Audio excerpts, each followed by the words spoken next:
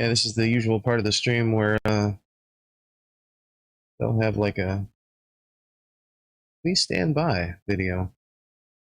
I don't have that. So it's not in the cards for me. So y'all are just going to have to actually wait. So let's pop that here. Yeah.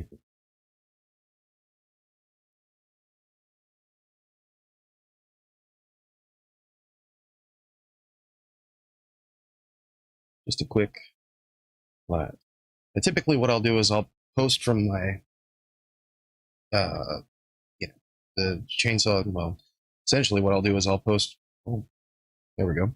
What I'll do is I'll post from the YouTube channel and then share that on the page and then share that to my personal profile. So you can see from the cool little thing in the, I think it's this corner here, using Restream. I want you to pay like $20 a month to get that out of the corner. I said, no, no, no. So that's a thing. All right. Sure, you are lined up here. Yeah, this is the fun part where everybody just kind of sits around and wonders what's going on here. Chainsaw went live. I don't know why. What's going on? All right. Stand by. There's stuff. Trust me.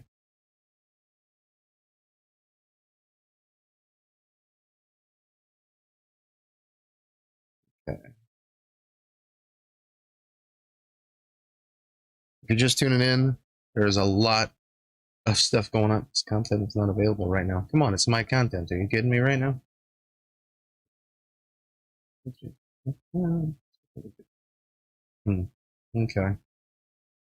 All right. Well, if you're seeing this from the Facebook, from my Facebook page, Chainsaw Facebook page, it's going to come up as this content is not available right now.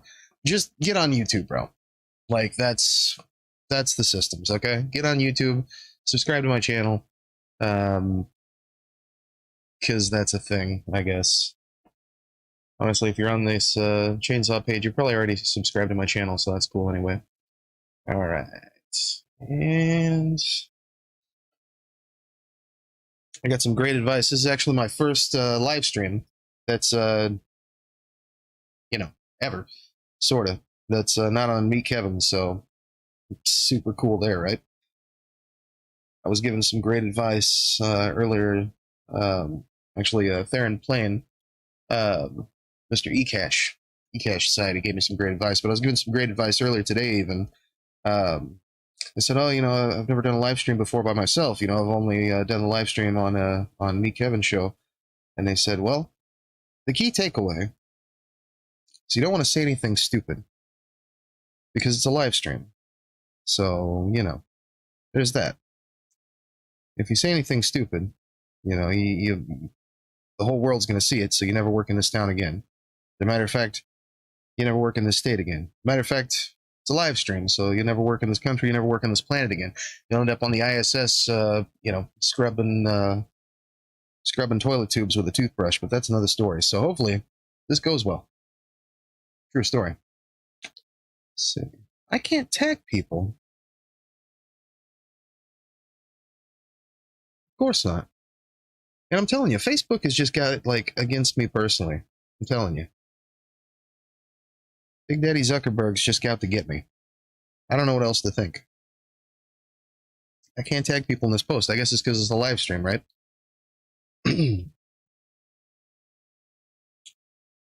Opt notifications on this post. I guess it helps if you learn the systems. All right, well, we'll see. Anyway, let's jump right into it. What's up, everybody? This is your boy Chainsaw, and welcome to the live stream, bro. We're gonna do something a little bit different today. Might be all day. At least the next few hours of the day. Actually been watching was looking to catch a good market open live stream this morning, but that feller. Fun thing about live streams, real stuff happens. The feller that I usually catch on the market open live streams, apparently he's sick. Which is not even a thing for this guy. He's like the hardest working guy like ever. So that's a thing. So here I am, right? But look, we got a lot to jump into, so let's go right to it. Firstly, the infrastructure bill that passed earlier today. I caught this around. Pull this in here. I caught this around noon today.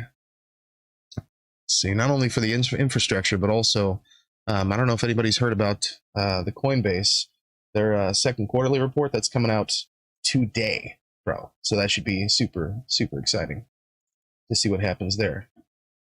But let's just, nope. It's still, we got a lot more technical difficulties on the live stream stuff than we do anything else.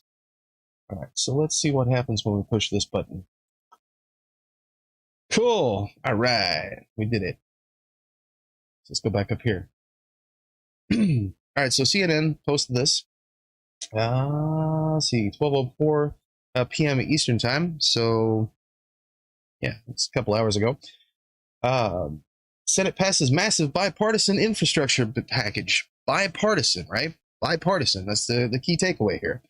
What you need to know: the Senate advanced a massive $1.2 trillion bipartisan infrastructure package following months of intense negotiations. The bill is now headed to the House of Representatives, where it faces an uncertain future before reaching President Biden's desk.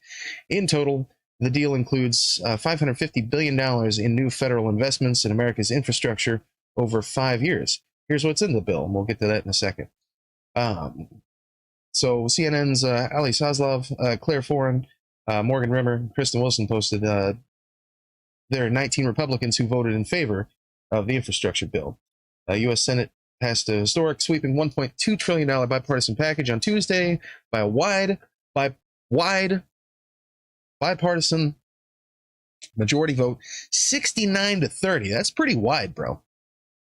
But to shore up the nation's crumbling infrastructure with funding for priorities like roads, bridges, rail, transit, and the electric grid. If you've been to Memphis coming from Missouri lately, you know that's desperately needed. The vote marks a major achievement for both parties and President Biden, fulfilling key agenda items, including his promise to work across the aisle. It now heads to the House of Representatives, where it faces an uncertain future before it can be sent to Biden's desk to sign the law. Bipartisan, massive bipartisan, right? 69-30 vote.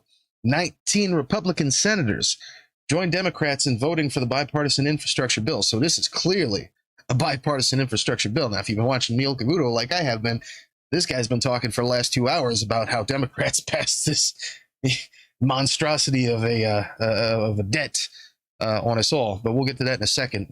So Roy Blunt of Missouri, shocking but awesome. Richard Burr, North Carolina, Bill Cassidy, Louisiana, Shelley Moore, Capito of West Virginia, Susan Collins of Maine, Ken Kramer, North Dakota, Mike Crapo, Idaho, Deb Fisher, Nebraska, Lindsey Graham, South Carolina. So, like, bipartisan, what's the word, bro? Joe Haven, North Dakota, Mitch McConnell, Kentucky. Mitch McConnell didn't sign anything that Democrats want, so stop it. Lisa Murkowski of Alaska, Rob Portman of Ohio, Jim Risch of Idaho, Mitt Romney of Utah, Dan Sullivan, Alaska, Tom Tillis, North Carolina, Roger Wicker of Mississippi. Now, again, there we go. Again, these are names that you are not going to see in something that is not bipartisan, first of all. And so it's really shocking to have seen Neil Cavuto for the last 2 hours talking about how this is just going to be a major debt. Democrats had passed this unreasonable bill. And then lo and behold, I'm sitting here watching Fox Business and I'm seeing infrastructure stocks, rally towards, this new bill passing in the Senate. So that's exciting. Kind of makes you feel like, he might have called that a little early, but we'll see about that. So here's what's in the bill, right? Here's what's in the bipartisan infrastructure bill. Let's see. This is updated on 11/5. Jesus Christ. Oh, well, this is a previous, okay, so bipartisan infrastructure bill currently making its way through the Senate, months of negotiation. Total $550 billion in new federal investments over the next 5 years. The package would add $256 billion to the deficit over the next 10 years. Congressional Budget Office report Thursday. Now, this could upend the delicate dance underway. Senators are making amendments. Packages far short of the 2.25 trillion proposal that Biden unveiled in March. That measure, known as the American Jobs Plan, included money for roads, bridges, public transportation, all things we desperately need here in the Ozarks and across the country. It drew criticism from many Republicans for making investments in areas not traditionally considered infrastructure, such as caregiving for aging Americans and workforce training. Yeah, God forbid. I'm pretty sure we're doing something like that with the IT here in the state of Missouri, but, whatever. CompTIA IT, I'm sure everybody saw that on their Facebook yesterday. Apparently, the state's spending tons of money on ads for that. So, they'll let you know. Let's see, here's what we know so far about the latest version of the agreement. Funding for roads and bridges. The deal calls for investing $110 billion in roads, bridges, and major infrastructure projects, like getting a way to, drive back and forth from Arkansas to Memphis. This would be good. Jeez. That's about the same amount agreed to in a bipartisan bill in June, but significantly less than $159 billion that initially requested in the American Jobs Plan. Included is $40 billion for bridge repair, replacement, rehabilitation, according to bill text. White House, the largest dedicated investments, bridge investments since the construction of the interstate highway system since the 1950s. Well, that's good. You kind of have to take care of that stuff. Here's the thing. Here's the thing. This highway plan was built in the 1950s. Who paid for that? I mean, this is investments. When you put the, just like any investment, what you're doing is you're paying for something that essentially you're looking forward to a return in the future. And so if you don't take care of your investments, this is where you end up with. Everybody in real estate should already know this. Everybody who owns stocks, you're not just buying, willy-nilly, which is the belief. And not to say that there's not plenty of government waste out there on both sides of the aisle, but good Lord, man. Bridges need repair. 20% of 173,000 miles of the nation's highways and major roads are in poor condition, as are 45,000 bridges, according to the White House. The investments will focus on climate change mitigations, resilience, equity, and safety for all users, including cyclists and pedestrians. Also included in the package is $11 billion for transportation safety, including a program to help states and localities reduce crashes and fatalities, especially of cyclists and pedestrians, according to the White House. It will direct funding to highway, truck, and pipelines and hazardous safety efforts. Oh, are we here.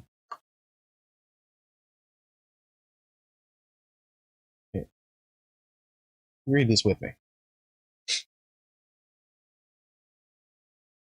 Well, that's a lot of juggling I'm doing here. It's a little bit frustrating, I'm not gonna lie. $1 million to reconnect communities, disproportionately black neighborhoods that were divided by highways and other infrastructure, according to the White House. This is a very real thing. It'll fund planning, design, demolition, and reconstruction of street grids, parks, and other infrastructure. So that's just bringing up the housing value, the value of real estate in some of these disenfranchised communities. Now, anybody who knows anything about, this city behind me, there's a whole lot of that going on, and this, sad little neighbor to the north, little D, is having a whole lot of that going on. So, if I can walk into a city and, drop $1,000 and buy a, 6-bedroom, 2.5 bath, basically a small mansion, $500 a month, with $1,000 down payment. I mean, you got to be kidding me. Like, this is a very real thing. So yeah, you get rid of these highways, you get rid of the, that kind of segregation, bro. Let's not mix words here. Package would provide $39 billion to modernize public transit, according to the next bill. Good Lord, we need that. That's less than the $49 billion contained in the earlier bipartisan deal. $85 billion that Biden initially wanted to invest in modernizing transit systems and help to expand to meet rider demand. So they cut that in half. Are you still complaining? Okay. Thanks, Neil. The funds would repair and upgrade existing infrastructure, making stations accessible to all users, bring transit to service to new communities, modernize rail and bus fleets, including replacing thousands of vehicles with zero-emission models. According to the White House, the deal would also invest $66 billion in passenger and freight rail. Woo!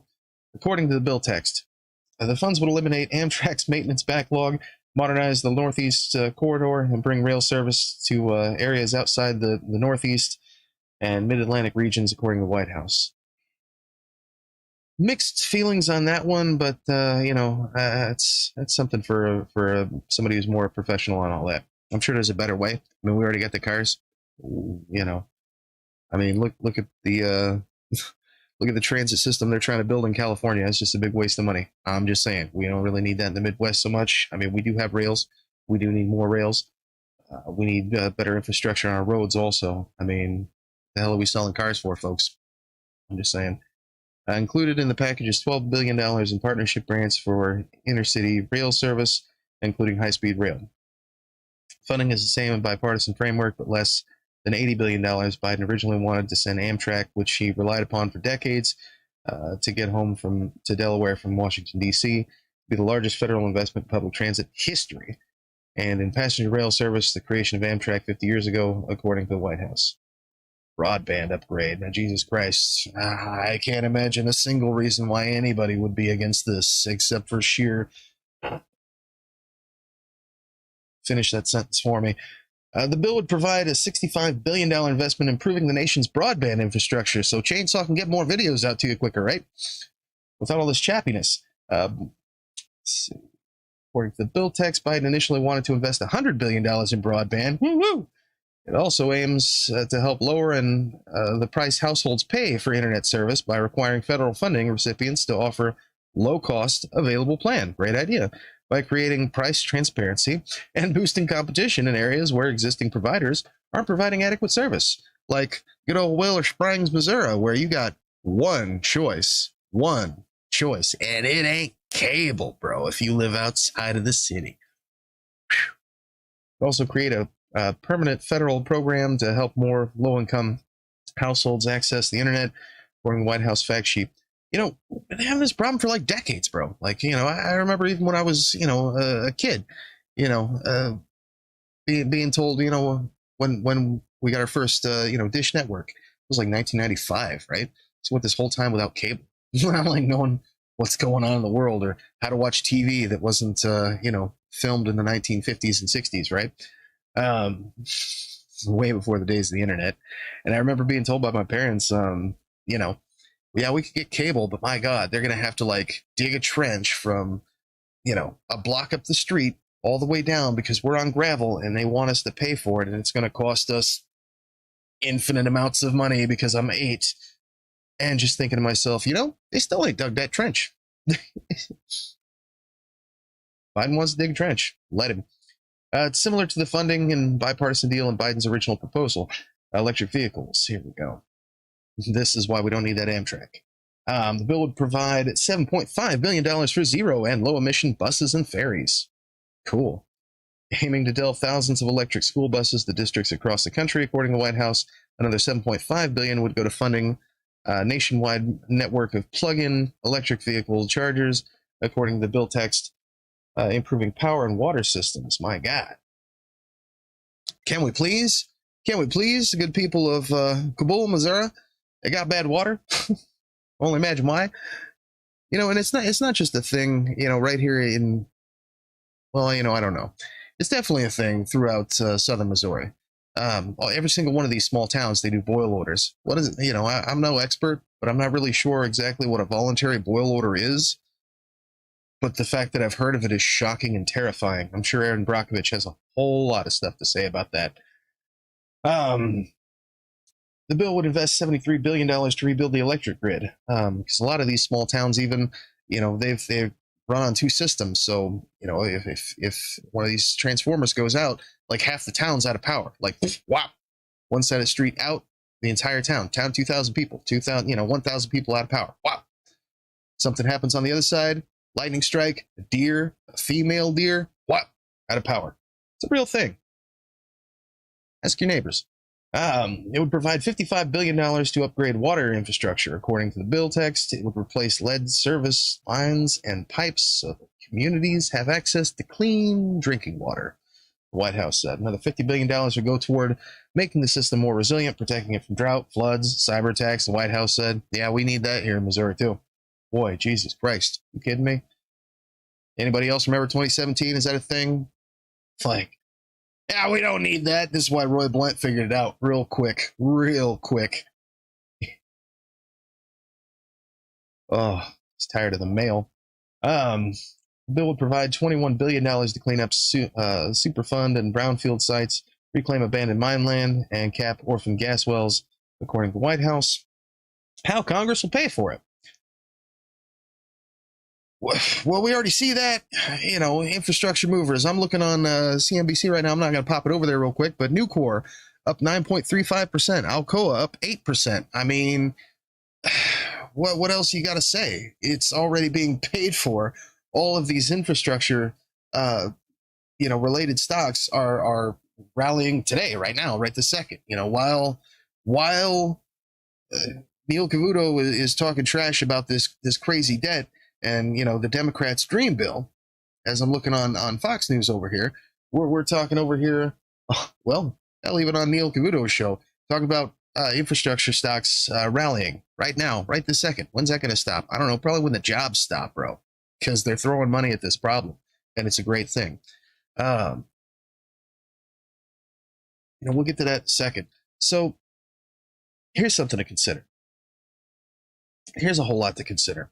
Does anybody know how we paid for getting out of the Great Recession, the Great Depression? Does anybody know how we paid for World War II? Does anybody know how much World War II actually cost?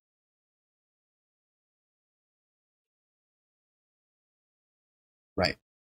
So we didn't pay for it. It was borrowed money. This is how we got out of this stuff. We leveraged the fact that we have a Federal Reserve Bank. And that hasn't been paid for yet. What we did was we grew our economy to a level that the money that we borrowed, which stays there, was superseded by the growth in our economy. I mean, this is the same reason you actually invest in any kind of investments whatsoever. If you invest in real estate, you purchase a house, let's say you buy a house, 20 years ago for $30,000, you keep it well, you continue to maintain. Let's say you rent that bad mamma jamma out. Let's say over the course of that 30 years, it's making right at 100 and, some change $1,000, right? Now, of course, some of that you have to go in for capital expenditures. You have to pay for your insurance. You have to pay for your more. But at the end of the day, you're making more than that $30 investment was worth. You've made it back, and you've made more. The $30 investment or $30,000 investment no longer holds water when you have more money and more cap. People who always consider the way that our national debt works, like your free checking account, your local community bank. This is very much not a thing. You've got to think of macroeconomics more like starting a business. You have a job, you make X amount of money. So then you start a business to make X more amount of money. You increase your investments into the business, you increase productivity, you make more profit. If you start a business and you act like it's your money and you stick it in your pocket, of course you can't afford to pay your employees more than minimum wage, even though the business has been around, for 3 generations or whatever. That's not how investments work, but I digress. Let's jump back here to... All right, so how do they plan on paying for it? The White House and Congress have been looking at multitudes of measures that would pay for the proposal. Let's see if they do this right. While lawmakers claim the bill pays for itself, dang. The CBO score found it would instead add billions of dollars to the deficit over 10 years. Okay, well, so the end of the world is happening in 10 years. That's it. We're just screwed. I mean, I'm pretty sure we haven't paid for this stuff since the 1950s in a proper measure, is what it said earlier. So the 1950s, that was more than 10 years ago, I think. The bottom line is that this legislation would directly add roughly $350 billion to the deficit when taking into account $90 billion of spending and new contract authority, said Mark Goldwine, Senior Vice President of the Community for Responsible Federal Budget, a nonpartisan group that tracks federal spending. The CBO brushed aside several major provisions that lawmakers said would help pay for the bill, such as repurposing certain unused COVID relief funds. Ooh, and using the savings generated by certain states terminating pandemic unemployment benefits early. Whoa. Yeah, there's a good idea.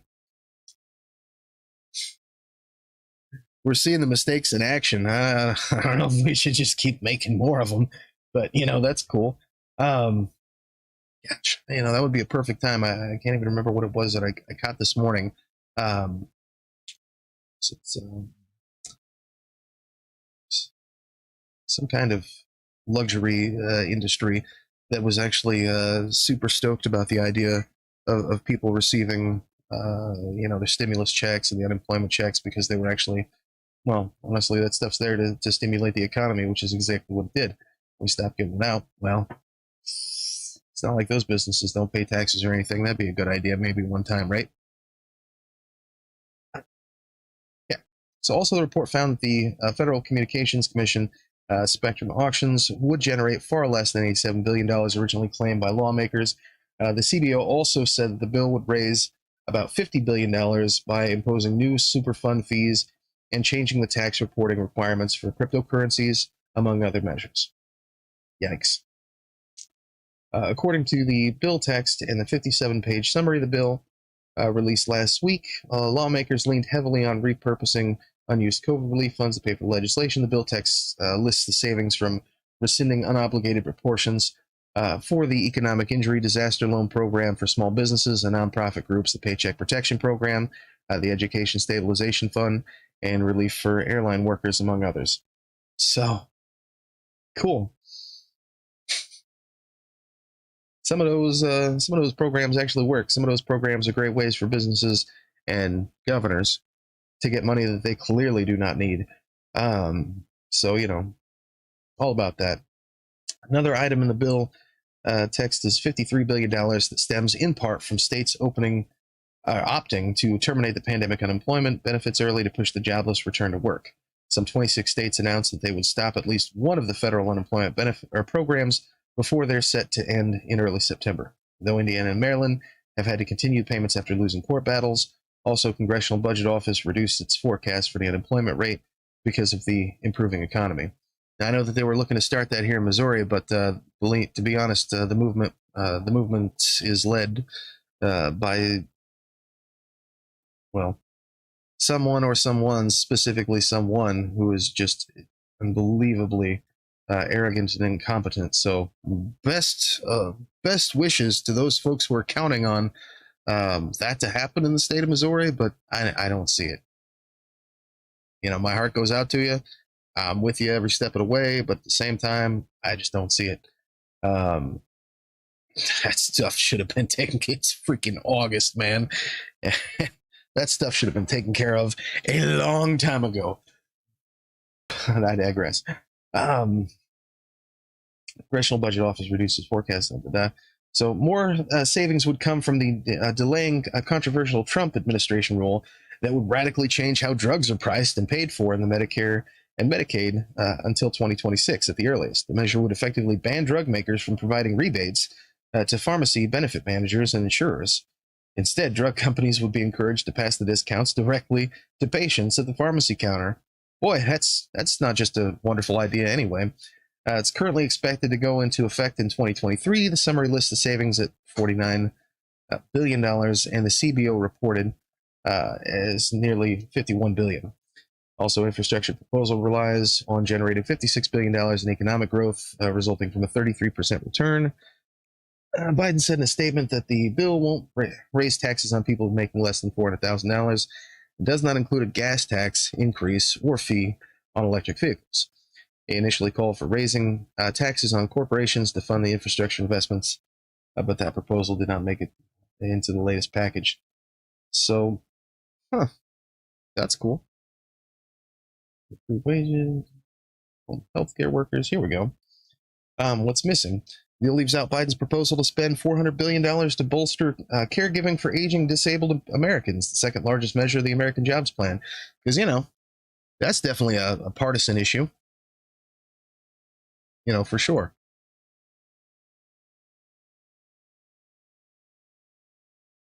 That's about as partisan as it gets there. His proposal would have expanded access to long-term care services under Medicaid, eliminating the wait list for hundreds of thousands of people. It would have provided more opportunity for people to receive care at home through community-based services or from family members. Also improved the wages of home health workers, who now make approximately $12 an hour, and would have put in place an infrastructure to give caregiving workers the opportunity to join a union. Boy, wouldn't want to do that. Also left on the sideline $100 billion for workforce development, which would have helped dislocated workers, assisted underserved groups, and put students on career paths before they graduate high school. Again, more stuff that's definitely partisan. The deal also leaves out $18 billion Biden proposed to modernize the Veterans Affairs hospitals, which are on average 47 years older than a private sector hospital. What's also out the slew is corporate tax hikes that Biden wanted to use to pay for the American Jobs Plan that Republicans staunchly opposed. Come on, man.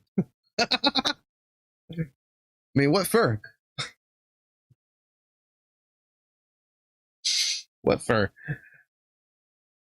Biden's original proposal called for raising the corporate income tax to 28%, up from the 21% rate set by Republicans' 2017 tax cut, as well as increasing the minimum tax on U.S. corporations to 21%, calculating it on a country-by-country basis to deter companies from sheltering profits in their national tax havens.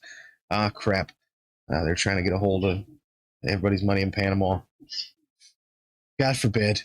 You know, what's the point of getting them tax breaks and then hiding your money in Belize if they're just going to figure out a way to get it? We might actually have to start paying people who wipe the underside of the elderly more than $12 an hour.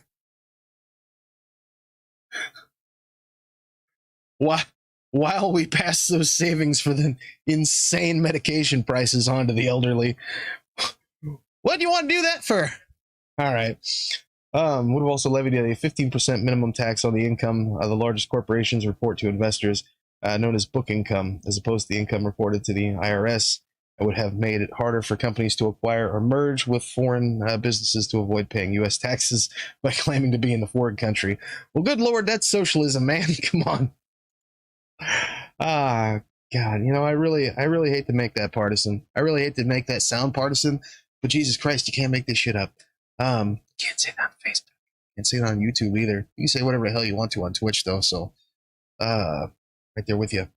Let's take a look at this here. So I did want to include kind of everybody because I'm actually live streaming. Oh, hell.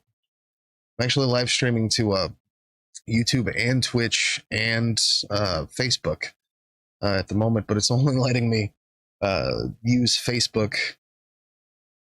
The hell? Okay, it's only letting me use Facebook and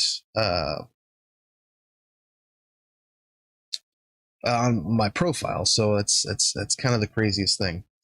But I digress. So let's see here. Actually, before we jump into that, so I saw this earlier. I was looking at the terminal, and they were making reference to we're actually waiting on, just to kind of give you an update. Okay, so we're actually waiting on President Biden to make some comments about this infrastructure package. That's a thing. So that's coming up. We've been waiting on this for like 40 minutes now. But that's presidents. It don't matter if it's Biden or Trump or Obama or Bush or Bush. We have another Bush before that? No, that was Reagan. Same thing. Clinton, same guy. None of these presidents have ever, I'm pretty sure it's the craziest thing. So they give senators, and you might not know this, Google it. I might be wrong, or you just didn't know. So Google this. So each time a senator gets elected, it's their first time in office, and it might even be every time they get reelected, they are issued, and this is from the same foundry that actually cast Liberty Bell. They're issued a new, and this is traditional, they're issued a new spittoon for their office that was cast in the same foundry as the Liberty Bell. Google it. I might be wrong. I might have just made that up. So you'll never know until you find out. But if they're giving people spittoons, you know, you'd think they'd give one of these presidents Well, that's why the show's called Coffee. You'd think they'd give one of the presidents, or any of the last two presidents specifically, because that's how long I've been paying attention to their truancy. You'd think Trump or Biden would own a freaking pocket watch. All this money that they're spending on taxes and socialism, I'm pretty sure the American taxpayer could pay for one of these guys a pocket watch. Alarm clock, something. Wristwatch, a smartwatch, cheap Chinese knockoff Rolex for like $15 on Wish. I was thinking about getting one. Let's see here. So I was looking at this earlier on the terminal, and I actually just went ahead and jumped it over to the sticks here. So let's see. Beyond Meat is doing a partnership with Pizza Hut, so that's pretty cool. First of all, but so I pulled that up to kind of see where Beyond Meat was, because the sticks have been doing some crazy things today. But yeah, we're looking at Beyond Meat reports expansion of partnership with Pizza Hut, testing new plant-based Beyond Pepperoni pizza topping. Are you kidding me right now? Pizza Hut, Beyond Meat, reunited, tastes so good. There you go. So they're looking to do this. Well, firstly, it's added benefits of plant-based protein, co-developed Beyond Meat, Pizza Hut, no GMO, no soy, no gluten, no hormones, no antibiotics, no cholesterol. It's Beyond Meat, bro. It's Beyond Pepperoni, so it's Beyond Pizza, I guess. What about the cheese?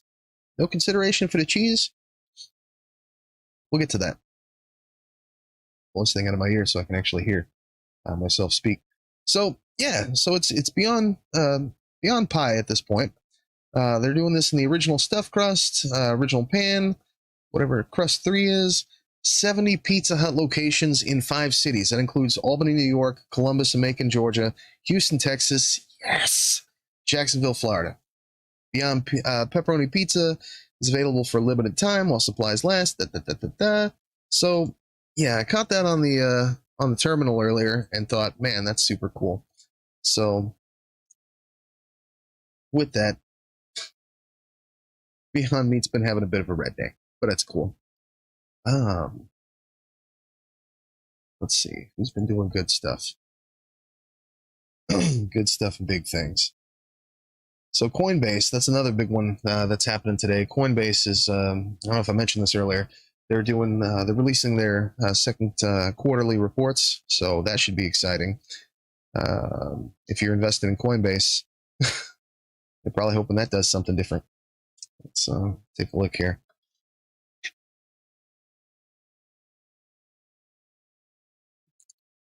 Yeah, these guys have like literally lost everything that they've built up from yesterday. It's crazy. And just turned down for now. But hey, that's cool, Looking like it was a great a great lunch hour for some, just before lunch there. Definitely hit rock bottom right before the big announcements. I did see this earlier on the terminal also. Coinbase's head of capital market resigns after crypto exchange reportedly shifts focus. Brett Redfern, head of capital markets at Coinbase, up and quit. I guess they're having some issues with regulation. High-profile hires, having served as the former director of trading and markets, the SEC. Before joining the crypto exchange, the executive joined Coinbase's ranks just 2 weeks before the exchange's public listing. Blog post from Coinbase chief product officer Surojit Chatterjee in March described Redfern's role at the company as the person responsible for defining and driving a vision strategy set to the global standard for crypto capital markets, including digital asset securities and its crypto trading platform. Definitely an important guy. The visionary, right? Now, in just 4 months, he assumed the role of vice president of capital markets at Coinbase. Redfern appears to have resigned. Well, it appears so. And right before the big announcements today, so that's exciting. Coinbase was doing really, really poorly. I could have swore, or at some point earlier in the day, I saw it right around 5%. It was actually on my list, my lowest performance stock at the time, which it looks like Arrow Century's taking the case here at negative 18.37%. So Moderna, which is shocking. Moderna was having such a good time there for a hot minute. Definitely one to keep in mind. What's up here? Delta, bro. I mean, what else could be said about that? There's really nothing else. I mean, Delta is something that, especially Moderna, is going to be a huge focus over the next few months as we head into the fall. I mean, that's one to definitely watch. If you're already invested, great. Now's probably not the best time to get in. Although I'm not a CPA. I'm certainly not your CPA. I'll make those decisions yourself. But let's see. We're still waiting on Biden to come on here. Let's see. Like everybody's just doing commercials right now. Gosh. I'm telling you, I've been watching, switching between Fox News and CNBC all morning, and it's just been crazy. I mean, this I wasn't even going to live stream today. I was going to make a couple, I was going to jump on, make a couple videos this morning, and kind of see where things go. But yeah, it's with the Coinbase stuff, I was actually kind of figuring that they were going to do a little bit more of a rally. Right before the close. That's usually what happens. It'll rally right into it and then just dip off. All the short sellers come in and just start taking that cash. Because, well, I mean, look at how Coinbase has done since the IPO. I mean, I don't know if anybody else lost money on this bad boy, but it's not been the best time. So jump back to the sticks here. I mean, since the IPO, it's not really been the best time in the world. I mean, can you imagine? Film like this, at 3:13, and then just watching weeks. But I mean, hey, you never know. This could be a big thing. This could be a real big thing today. We'll have to keep an eye on it for sure. Let's see. Take a look and see what's going on Fox News here.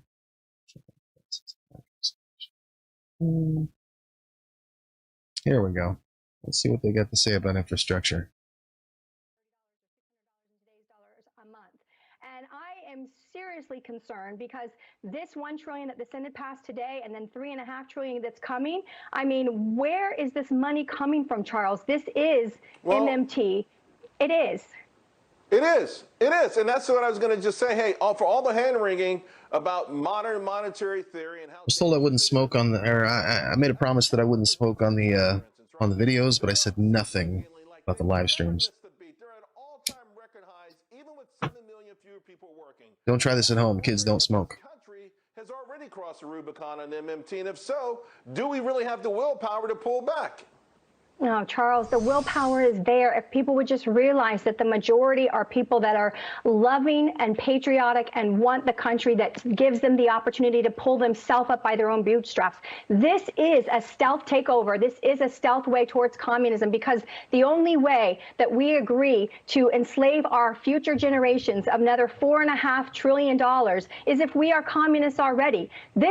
We have to stop this. I don't know how, but we need a miracle. We need an act of God. This has got to be stopped, because, Charles, this $5.5 trillion after we've spent $8 trillion on the coronavirus? What? Yeah.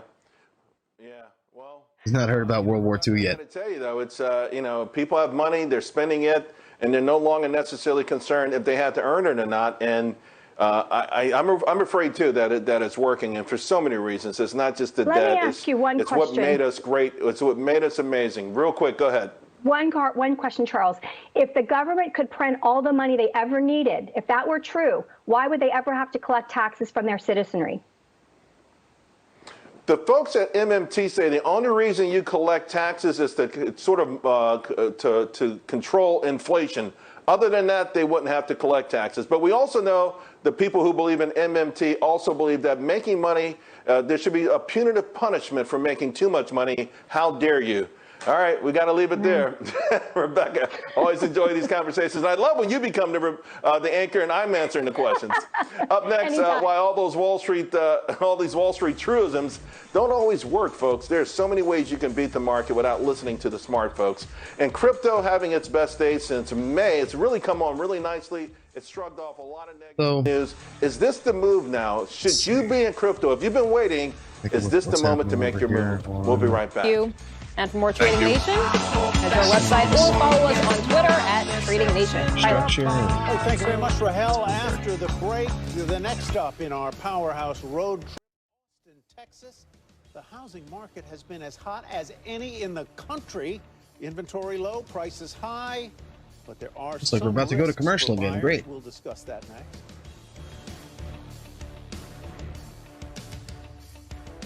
And now, the latest from tradingnation.cnbc.com and a word from our sponsor. During bull markets, many traders find themselves attracted to So small well, there's that. Let's see. See if I had anything else pulled up here. Coinbase earnings. Here we go. Ooh. That one.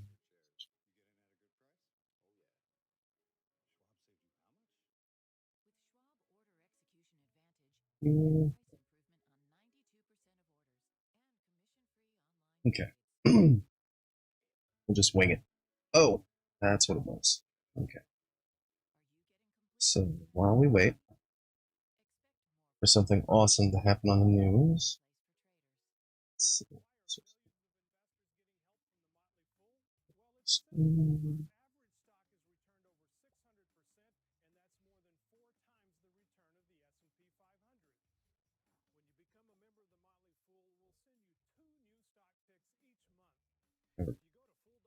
Coinbase Q2 Earnings Preview.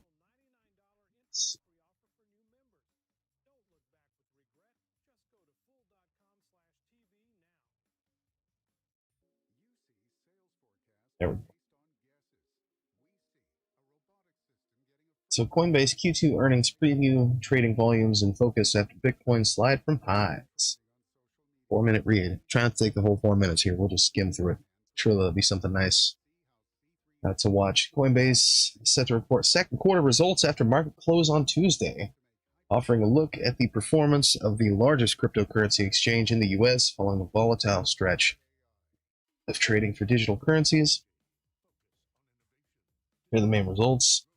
Coinbase is expected to report revenue $1.85 billion expected, adjusted earnings per share $2.48. Coinbase shares have traded choppily since the stock's direct listing in April. We can say that again, and have largely languished below their opening price of $381 amid a broader drop in cryptocurrency prices. But we've seen cryptos rally here recently, so it's kind of anybody's game. Actually, we'll take a look at that here in a second. Some of the top winners here. Drop in price of Bitcoin and other major tokens like Ethereum coincided with a regulatory crackdown against currencies and mining in China. Yeah, they did. And then, of course, Elon Musk really musking things up on SNL. You know, I still got people who are asking me about that. You know, when do you think Dogecoin's going to make it back up? I'm like, bro, just keep an eye on it. If you're looking to get out your trade, you know, and a lot of it is just fear. You know, too much FUD going on with that. You know, some of these amateur traders, I say amateurs because it's really like their first time getting the market. You know, not to say that they just suck or, you know, it was like the first time getting the market at all. And the first thing they picked up was Dogecoin. And so basically they're just looking to get out, you know, maybe think about something else. They got too wrapped up in it because they made the basic mistake. You dump all your money into something without actually considering, the slow bleed into an opportunity. Weakening cryptocurrency related results in other companies, businesses. Bitcoin comprised $2.7 billion of overall revenues for Square in the second quarter, down from $3.5 billion in the first quarter of 2021. Tesla, for its part, booked an impairment of $23 million related to Bitcoin in its second quarter, after posting a positive impact of $101 million from selling some of Bitcoin holdings in the first quarter of the year. So, given these trends in other companies with exposure to cryptocurrencies, quarterly trading volumes for Coinbase are set to be closely watched. Now, in the first quarter, Coinbase said Bitcoin and Ethereum comprised 39 and 21% of its overall trading volumes. Yeah, I believe that. Leaving the company vulnerable to a drop in trading fee related revenues. These volumes declined significantly along the drop in prices. Still, Wall Street expects to see Coinbase's trading volumes increase sequentially to $377.4 billion for the second quarter, compared to $335 billion during the first quarter. Which, that's why I say it's really anybody's game with Coinbase, and we'll be seeing that in just about an hour whenever they release that information back to us here. So that should be exciting. Like I say, I know a lot of guys who got stuck with Dogecoin. It's the first trade ever. They're really mad about it. One person in particular, who every time we'll get into a casual conversation about cryptocurrencies, he's like, I watch this stuff go up. I'll go back and I'll look at the sticks, and whenever I'm sleeping, the price goes up, and as soon as I wake up in the morning, it's where I needed to be, and I go to make a move, and it just dips back down. I'm like, bro, I drink more coffee. It's just a concern of it's just the fear. That's what it is. And of course, like I say, probably a lot of people who should not have dumped so much money into one position, could slowly and gradually got in, would have definitely been a much better move. But here we go. Let's see. Fox Business be talking about all the good stuff one more time. It's so funny. Jay hit my watch list yesterday. The stay-at-home trade moving higher with this Delta variant. You've been sort of hot on the reopening stocks. Do you just stay the course? At this point, people have been hopscotching back and forth. Do you just kind of stay, ultimately we're going to reopen. Ultimately, the demand should be there. Do you just stay the course there? Yeah, so ultimately we want to be diversified. And we bought some technology stocks when they pulled back early in the year. But at this point, where everyone's focused on the Delta variant, it is of great concern. But I think, Charles, we've seen this rodeo before. We know how we can protect ourselves. We've got the vaccines. People need to take them, in my view. And we're ultimately going to have booster shots. So ultimately, this too shall pass. And I think some of these more cyclical names, financials, for example, industrials, right, energy, I think ultimately they're going to do better longer term, so it's a safer bet to tilt your portfolio in that direction. All right, get in them now, folks, before the crowd shows up. David Dietz, thank you very much. Folks, we'll be right back.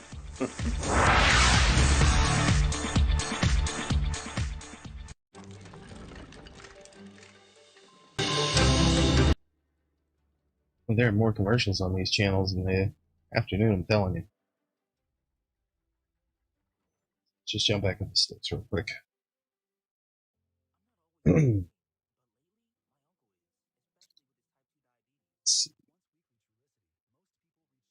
get into that biggest movers here in just a second. Just for now, I want to take a look at Dogecoin here. So, yeah.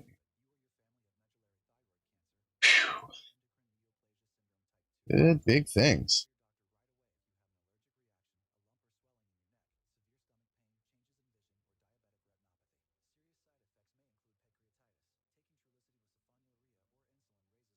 So, nice little rally first thing in the morning. Little bit of a dip off there as we go. And we're settled in right at just over 25 cents. So,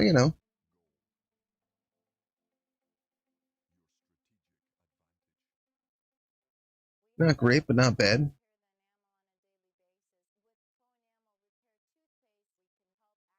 Looks like we're leveling off from the previous week's wins here, which is understandable. Let's see.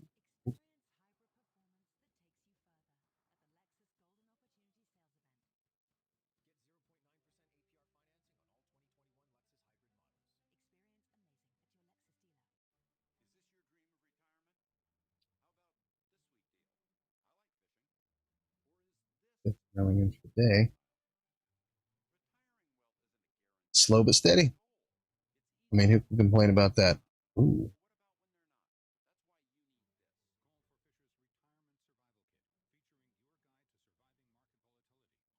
Check that out. Market open. Plop. And still leveling off, though. Which, if you're day trading Bitcoin, good luck to you. It's anybody's game. That's the thing. A lot of this stuff is just so volatile right now. And a lot of that comes from, obviously, COVID. Things were so much easier when the market just destroyed itself.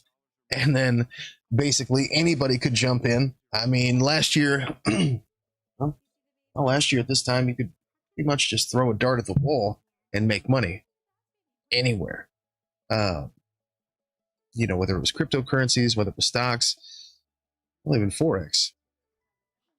Nowadays, it's anybody's game. GME down 2.7%.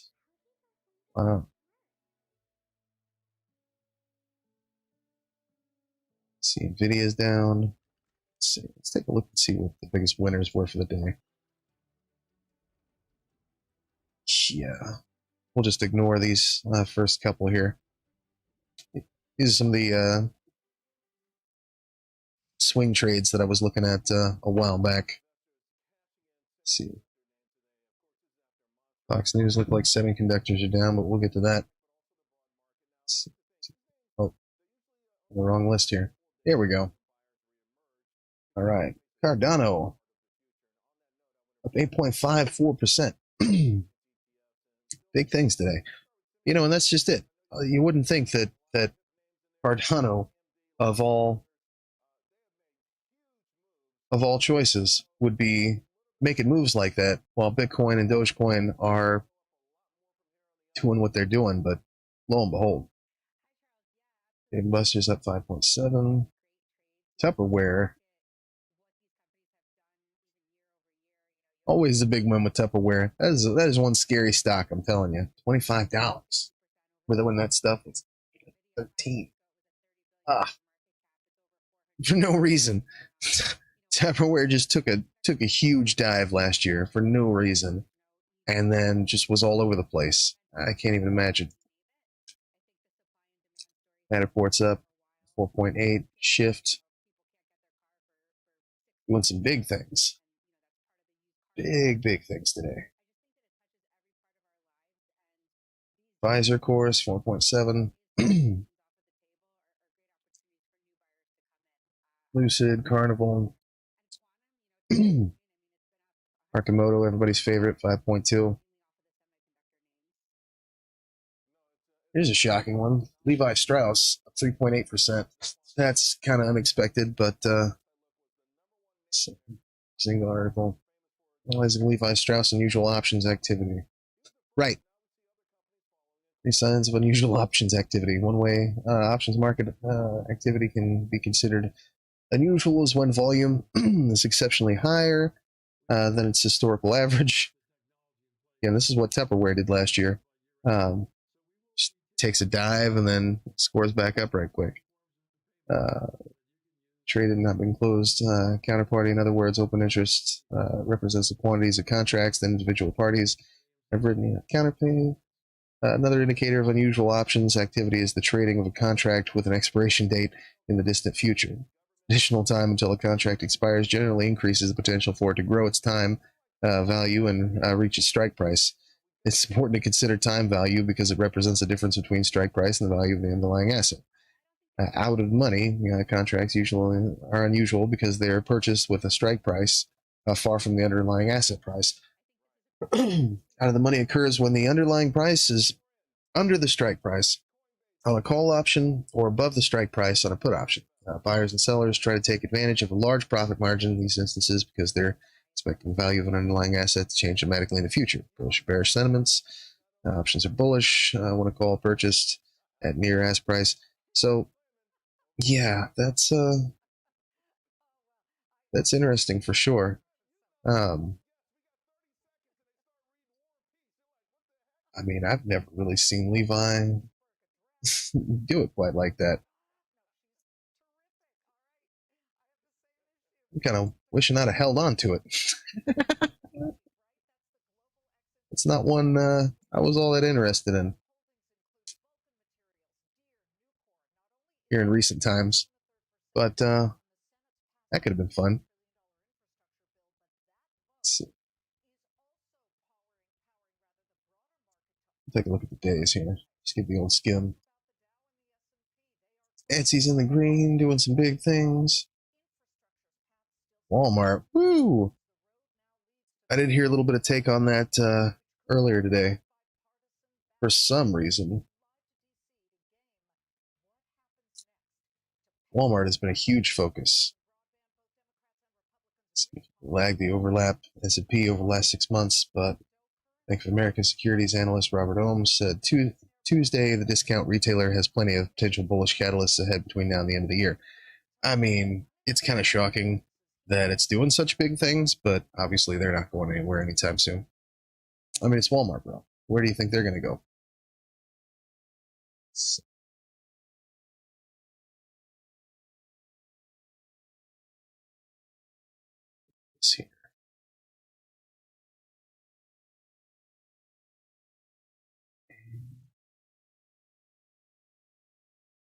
Still no Biden.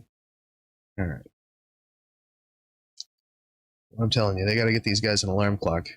President of the United States, you think you could form, a stopwatch or something. Stopwatch, a wristwatch. KB Home, Tattoo Chef, 1.24. And we start getting into a little lighter here.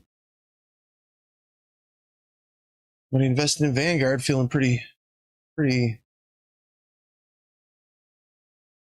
see.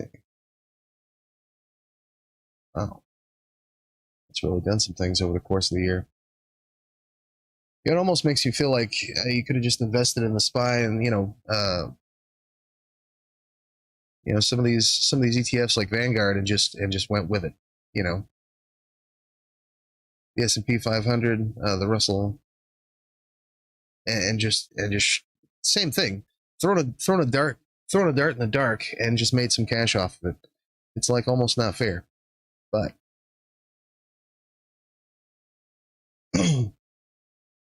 I'm sure that as the market straightens itself out over the next, 5-10 years, however long that actually takes to get things back to normal, I don't imagine that's going to do much but trade sideways. I mean, it looks good, but that's only because everything else looks so bad right now. Let's see. Get back into some CNBC real quick.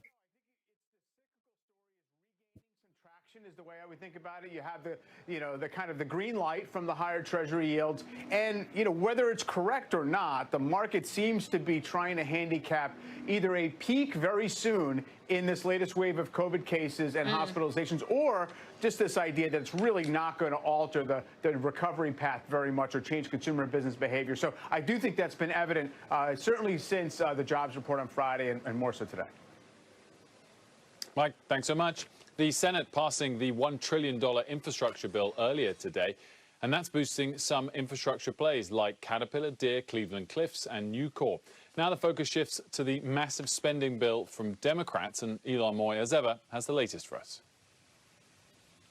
Well, Wilford, President Biden is set to deliver remarks at the White House any moment on the bipartisan infrastructure plan following its passage in the Senate earlier today. That bill includes funding for roads and bridges, electric vehicles, broadband, and of course, Biden's beloved Amtrak. Now, the infrastructure bill passed the Senate with strong bipartisan support, 69 to 30.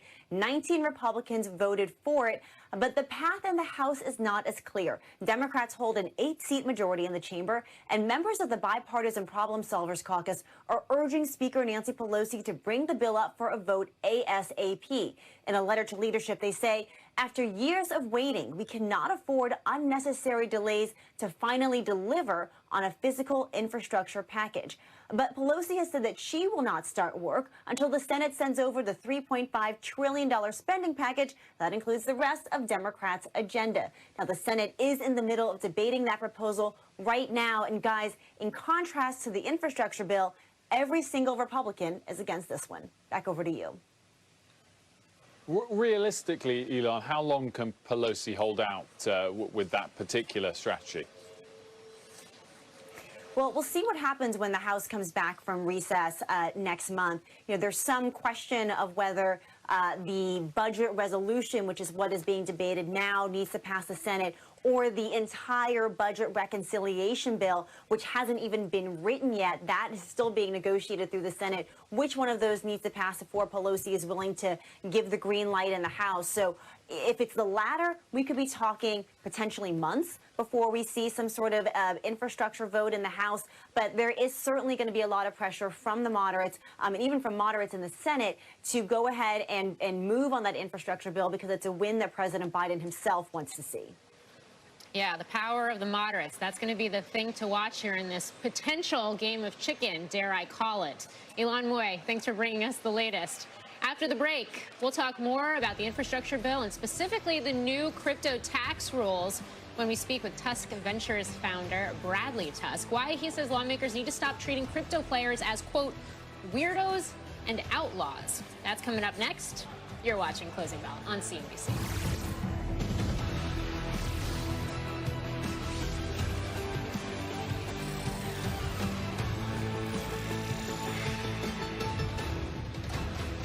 And this nonsense. In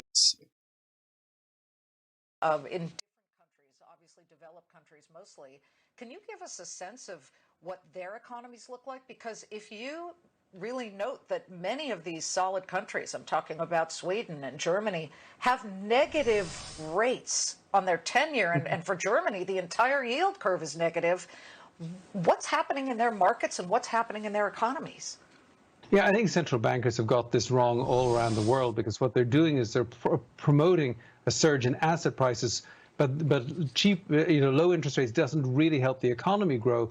But we need to get back to more normal interest rates overall. Also, thanks, Tom. Right Thanks, Tabitha. Look at the economy. I mean, we're going to see around the world, we're going to see a very strong end of this year. I think a lot of improvement in 2022. In fact, I think Europe is going to do particularly well around the end of this year and into 2022, because they are now well ahead of us in terms of vaccinations. And I think they're going to be able to get past this pandemic fully before we will.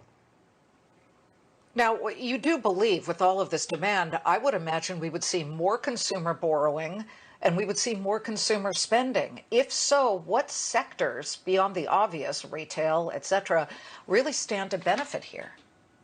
Well, I think the key is interest rates. I mean, almost everything in financial markets pivots off long-term interest rates. We expect those rates must go up. I mean, we're 130 on a 10-year treasury, but that's about, we've got a negative 1% on 10-year tips.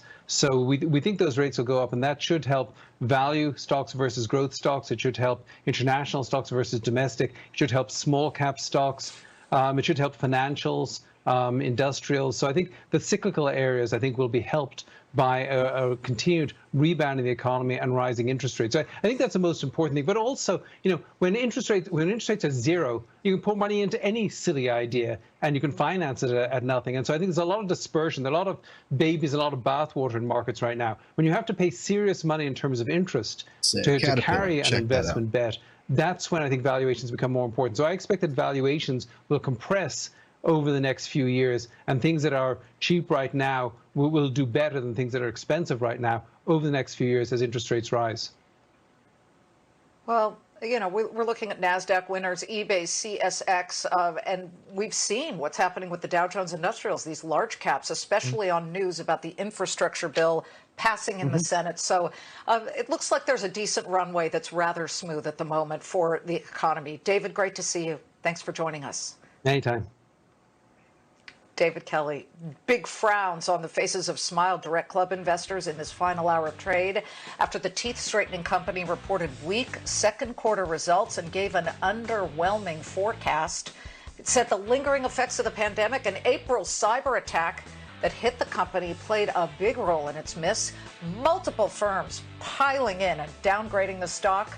And by the way, it's down 23% today. That's kind of painful. Down more than 56% year to date. And you may not be able to see many smiles as American students head back to school, not because they're not happy to be returning, but because they'll be masked up for a third year of pandemic learning. We are going to speak to the CEO of online education and textbook rental company Chegg about how he sees the new school year playing out, if virtual learning is about to take a step back, and how he came in with such unbelievable quarterly numbers. Good stuff for Chegg. The closing bell is ringing in 50 minutes. Claimant Countdown is coming right back. Right there, that's a record for the Dow, if we close there.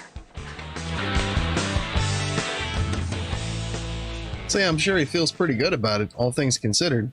They're, I mean, just today, they're up 5.88%. So I'm feeling pretty confident right about now. All in all. But yeah, that Smile Direct Club, that's gotta suck. Well, you know, it'd probably help if All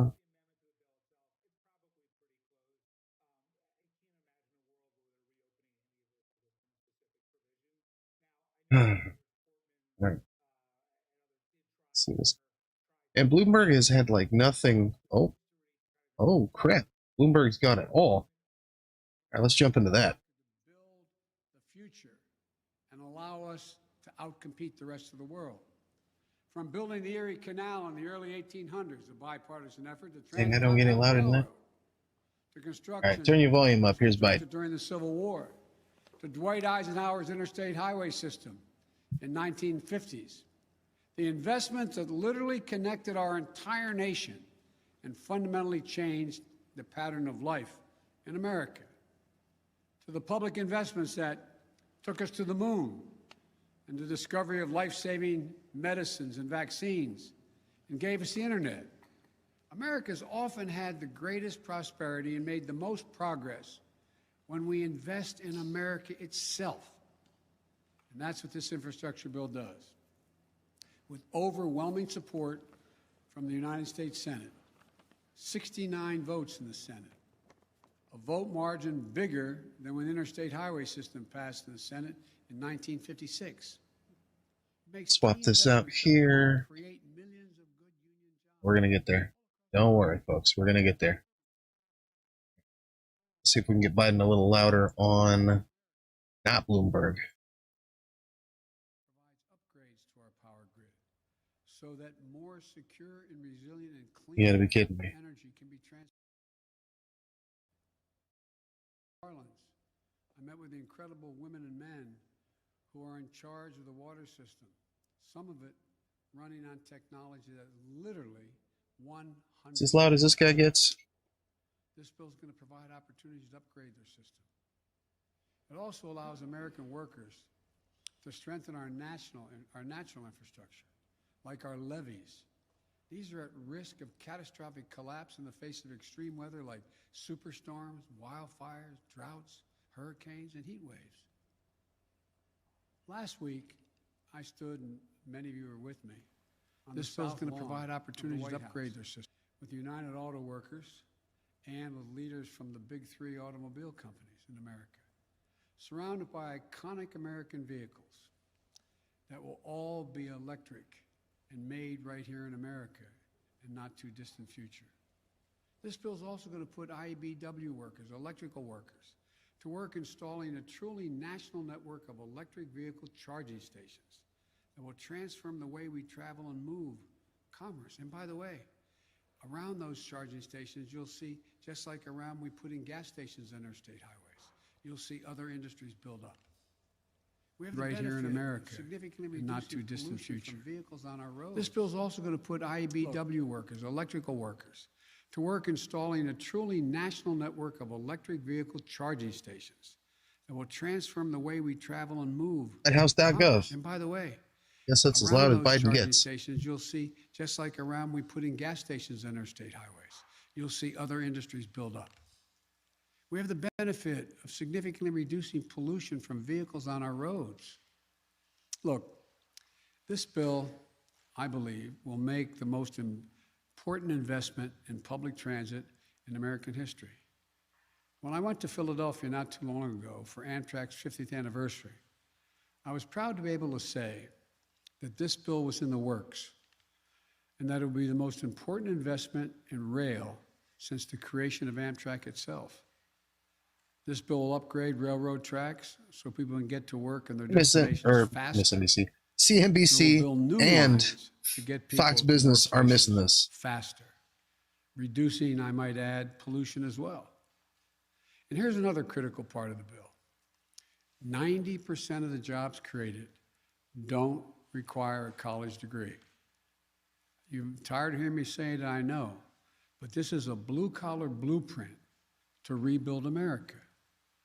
We're going to do all of this by keeping my commitment. We will not raise taxes by 1 cent on people making less than $400,000 a year.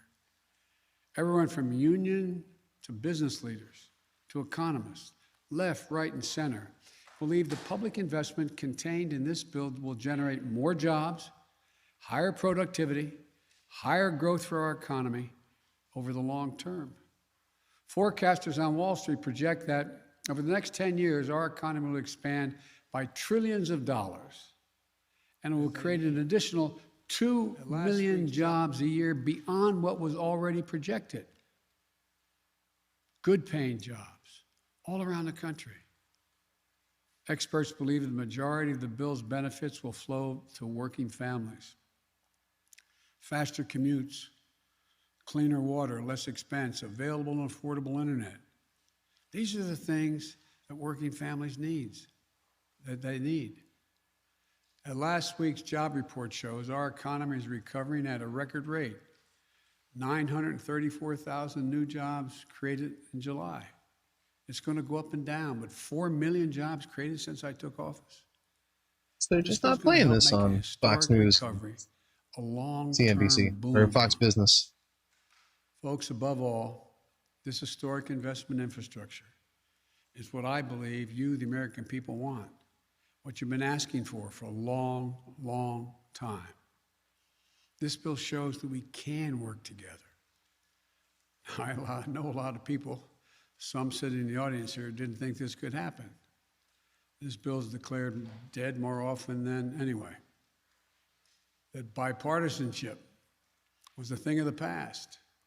From the time I announced my candidacy, about bringing the country together and doing things in a bipartisan way, it was characterized as a relic of an earlier age. As you may well remember, I never believed that, and I still don't. So I want to thank those senators who worked so hard to bring this agreement together. I know it wasn't easy. For the Republicans who supported this bill, you showed a lot of courage. And I want to personally thank you for that. And I've called most of you on the phone to do just that. You have, and no doubt you will, disagree with me on many issues. But where we can agree, we should. And here on this bill, we prove that we can still come together to do big things, important things for the American people. For the Democrats who supported this bill, we can be proud of this unprecedented investments that are going to transform the nation and change millions of lives for the better. Think about what's going to happen in a practical sense. Clogged arteries at the heart of our economy, they're going to be opened up. That will reduce transportation costs, reduce commuting costs, and as a result, reduce cost overall for families and businesses. And there's safety provisions being, as I said not long ago, everyone can tell you what the most dangerous intersections in their communities are. There's money in there to deal with those specific needs. Thousands of bridges will be safer and more accessible. And by the way, as you've heard me say before, some bridges are so weak that they couldn't have a fire truck go across it, requiring the fire department to go 10, 12 miles out of the way to get just literally a mile away to put out a fire. Millions of lead pipes carrying drinking water to our homes and schools and daycare centers, they're finally going to be replaced. Never again can we allow what happened in Flint, Michigan, and Jackson, Mississippi. Can never let it happen again. Well, Missouri. Internet going to be available and Well, affordable everywhere to everyone. So farmers nationwide can get the best prices for their products at home and abroad by knowing when to sell. And children in Chicago or Philadelphia never have to again sit in the McDonald's parking lot to do their homework. This is transformational. I know compromise is hard for both sides, but it's important, it's necessary for democracy to be able to function. So I want to thank everyone on both sides of the aisle for supporting this bill. Today, we proved that democracy can still work. A lot more work to do. But I want to thank Senate Republican leader Mitch McConnell for supporting this bill. And I want to give special thanks to Senate Majority Leader Chuck Schumer. Your leadership, Chuck, in the Senate was masterful. But look, let's be clear. Work is far from done. The bill now has to go to the House of Representatives, where I look forward to winning its approval. We have to get to work on the next critical piece of my agenda, my Build Back Better plan, making housing more affordable. It's so unaffordable to so many Americans. Providing clean energy tax cuts, including homeowners to make energy efficient improvements in their homes. Bringing down the cost of prescription drugs, making elder care more affordable, and continue to give middle-class families and children a tax break, a tax cut, the one they're receiving now, well-deserved child care and health care that gives them just a little bit of breathing room. This is a plan that invests in the American people, in their future and their success. And it will be paid for by having the largest corporations, including 55 of them, who didn't pay a single penny in federal income tax, and the super wealthy to begin to pay their fair share. I want you to be able to be millionaires and corporations do incredibly well. But this isn't going to change anything for you. You'll still have your 3 homes, you'll still have whatever you need, and corporations will continue to do well. I have more to say about this later as the Senate continues to work. But today, I'm happy to mark this significant milestone on the road toward making what we all know are long overdue, much needed investments in basic, hard infrastructure of this nation. I truly believe that this bill proves the voice of the people will be heard, and we can all come together to make a difference in people's lives. As you heard me say it before, and I apologize for repeating it, but there are no Republican bridges or Democratic roads. This is a moment that lives beyond the headlines, beyond partisan sound bites, beyond the culture of instant outrage, disinformation, and conflict as entertainment. This is about us doing the real hard work of governing. This is about democracy delivering for the people. This is about winning the future.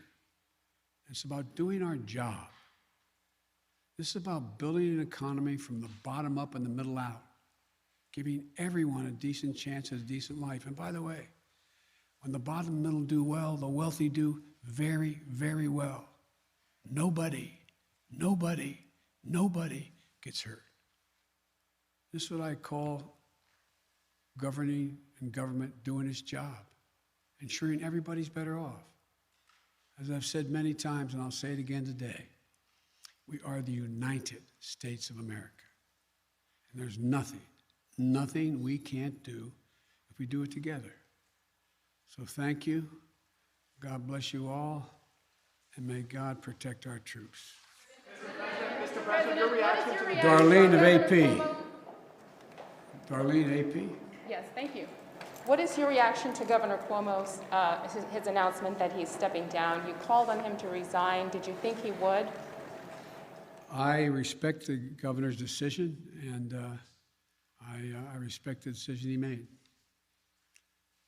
Mr. President, how concerned are you right now about children in schools, given that 94% of children, many of them unable to get vaccinated because they're too young, have now tested positive? What are your concerns, and how concerned are you that schools will not be able to stay open as you've asked for? My concerns are deep, and I'm very concerned. And we all know why. Look, I understand that there are millions of people who decided, adults, who decided not to get vaccinated.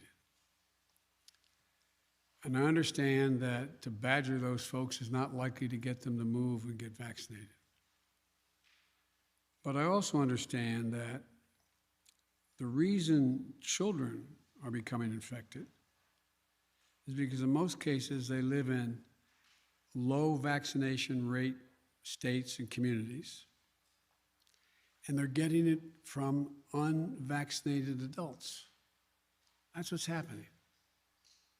And so my plea is that for those who are not vaccinated, think about it. God willing, the FDA is going to be coming out in a reasonable time frame to say this vaccine is totally safe. We've seen millions of doses around the world, 1 billion doses already. And we know how it's transmitted. And one of the things that I find a little disingenuous, when I suggest that people in zones where there is a high risk wear the mask like you all are doing, I'm told that government should get out of the way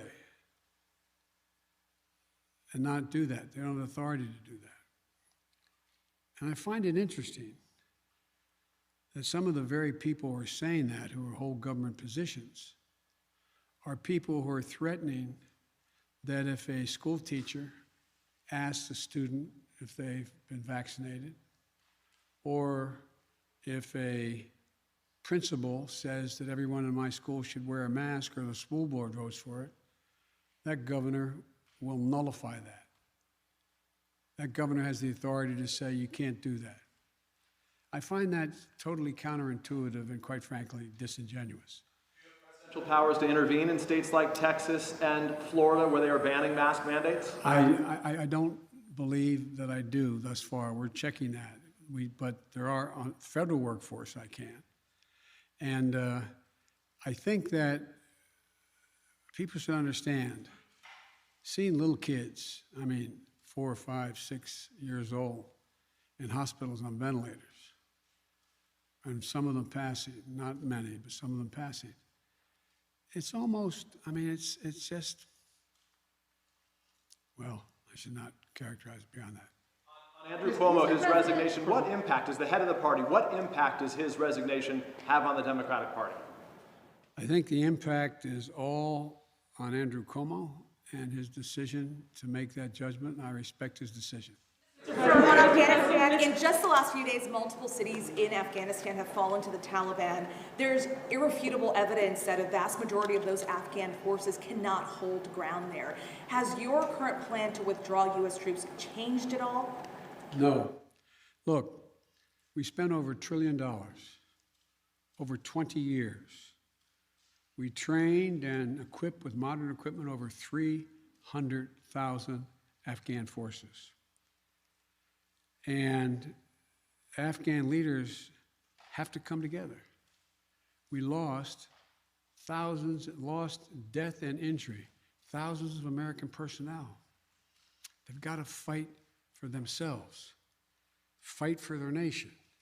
The United States, I'll insist we continue to keep the commitments we made of providing close air support, making sure that their Air Force functions and is operable, resupplying their forces with food and equipment, and paying all their salaries.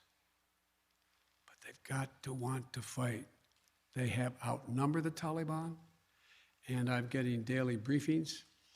I think there is still a possibility. You have a significant new Secretary of Defense, our equivalent of Secretary of Defense in Afghanistan, Bushmullah Khan, who's a serious fighter. I think they're beginning to realize they've got to come together politically at the top. And, but we're going to continue to keep our commitment. But I do not regret my decision.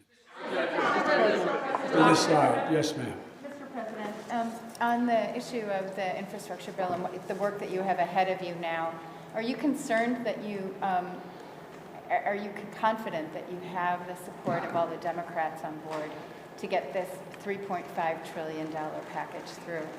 I keep asking you. I know you do. My mother would say, God love you, dear.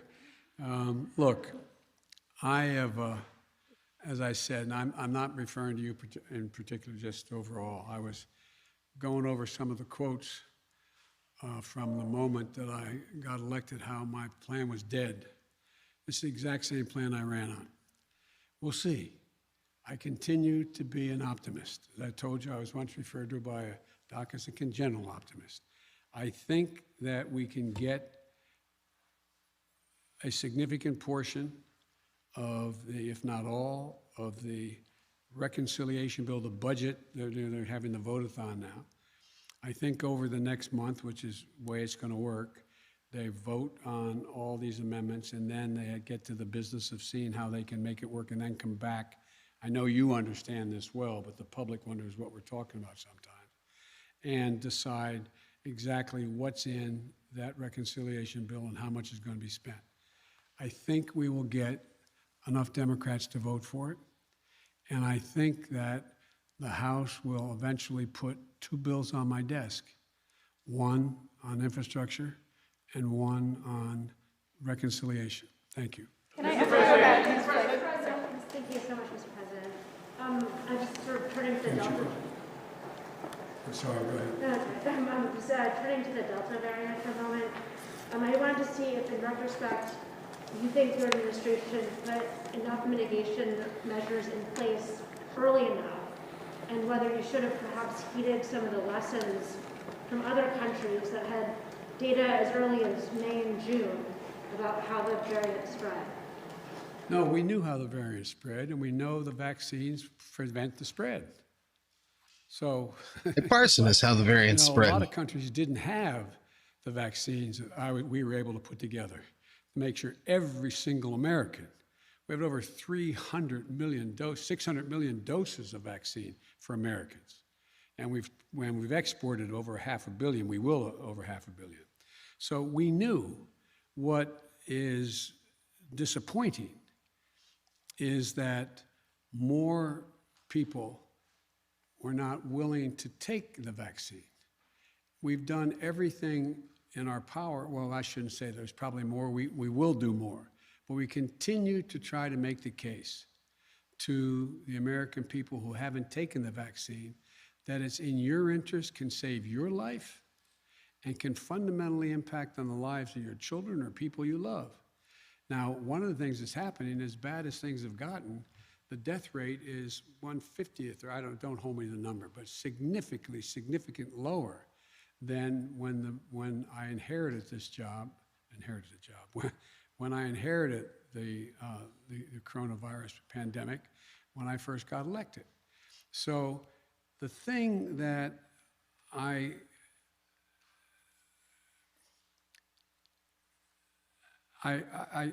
continue to hope that people will overcome their fears, because their fears are based on, some are just as a political statement, but very few. I think most people are worried, and that's why I'm hoping that the FDA will say that we permanently approve of these vaccines, because we have enough for everyone. And I'm hoping that as people realize, and it is picking up, vaccines are picking up, but not at the rate they were before. Remember, I was setting up, stadiums, sports stadiums, and we're doing thousands of vaccines a day. And I wish I could have thought of something beyond what we've thought of that make everybody want to get the vaccine, but that hadn't been the case. Now, at a federal level, what I'm going to be doing is making sure that they understand that I do have authority to say if you're going to come into this building, into a federal building, that you have to have been vaccinated or show that or be wearing a mask. And I think that I'm going to use, and I anticipate that it's probable that the Defense Department will, as they put in place all the mechanisms needed to be able to, in fact, impose or initiate a mandate for all the regular forces and reserves to get vaccinated. But I continue to be hopeful. You see, I had I had a talk with Governor Asa Hutchinson, who said he made a mistake. And he is working really hard going around. He told me that he's doing a lot of town meetings, not all of which are being embraced, but he's making the case. We're going to continue to make the case. Mr. President, if I may, Mr. President, ironically, Mr. President, one of the Democrats through the years that you spoke with about infrastructure the most was Andrew Cuomo, who is resigning, who announced he's resigning today. You had traveled New York with him when you were vice president to the launch of the reconstruction of LaGuardia. He was someone who supported your campaign early on. No, you called on him to resign. No, you condemned the alleged behavior. But you're someone who spends a lot of time with mayors and governors. How would you assess his 10.5 years as governor of the state? In terms of his personal behavior or what he's done as a governor? What he's done as a governor. I thought he's done a hell of a job. And I mean, both on everything from access to voting to infrastructure, to a whole range of things. That's why it's so sad. Okay, the last question, right here. Sure, Mr. President, I have a question about the significance of the bipartisan nature of the infrastructure agreement. Are there lessons learned from that agreement that can be applied to voting reform, police reform, or LGBTQ civil rights? By you guys or by me? By anyone. I'm sorry, I shouldn't kid, because I was just reading about 50 statements from very serious press people about how my whole plan was dead from the beginning. Look, the lesson learned is being willing to talk and listen. Listen.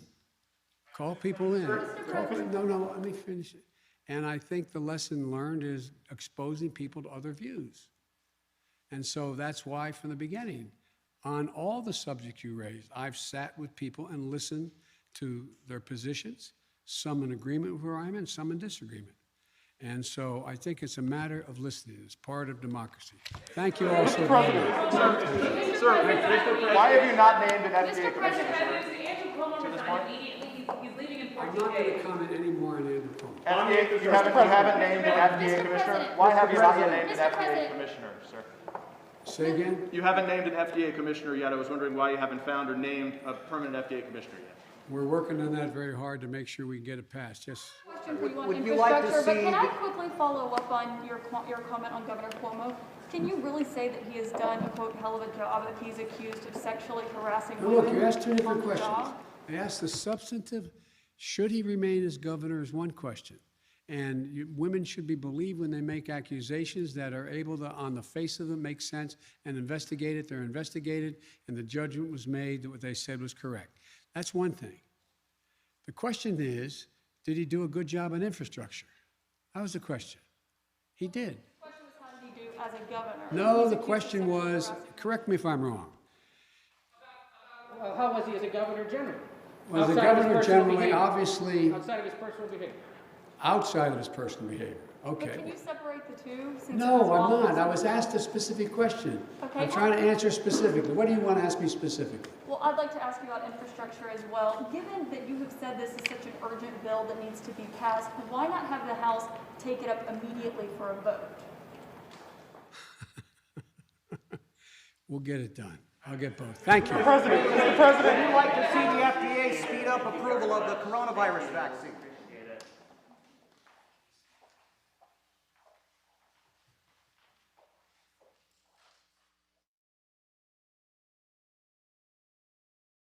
Right.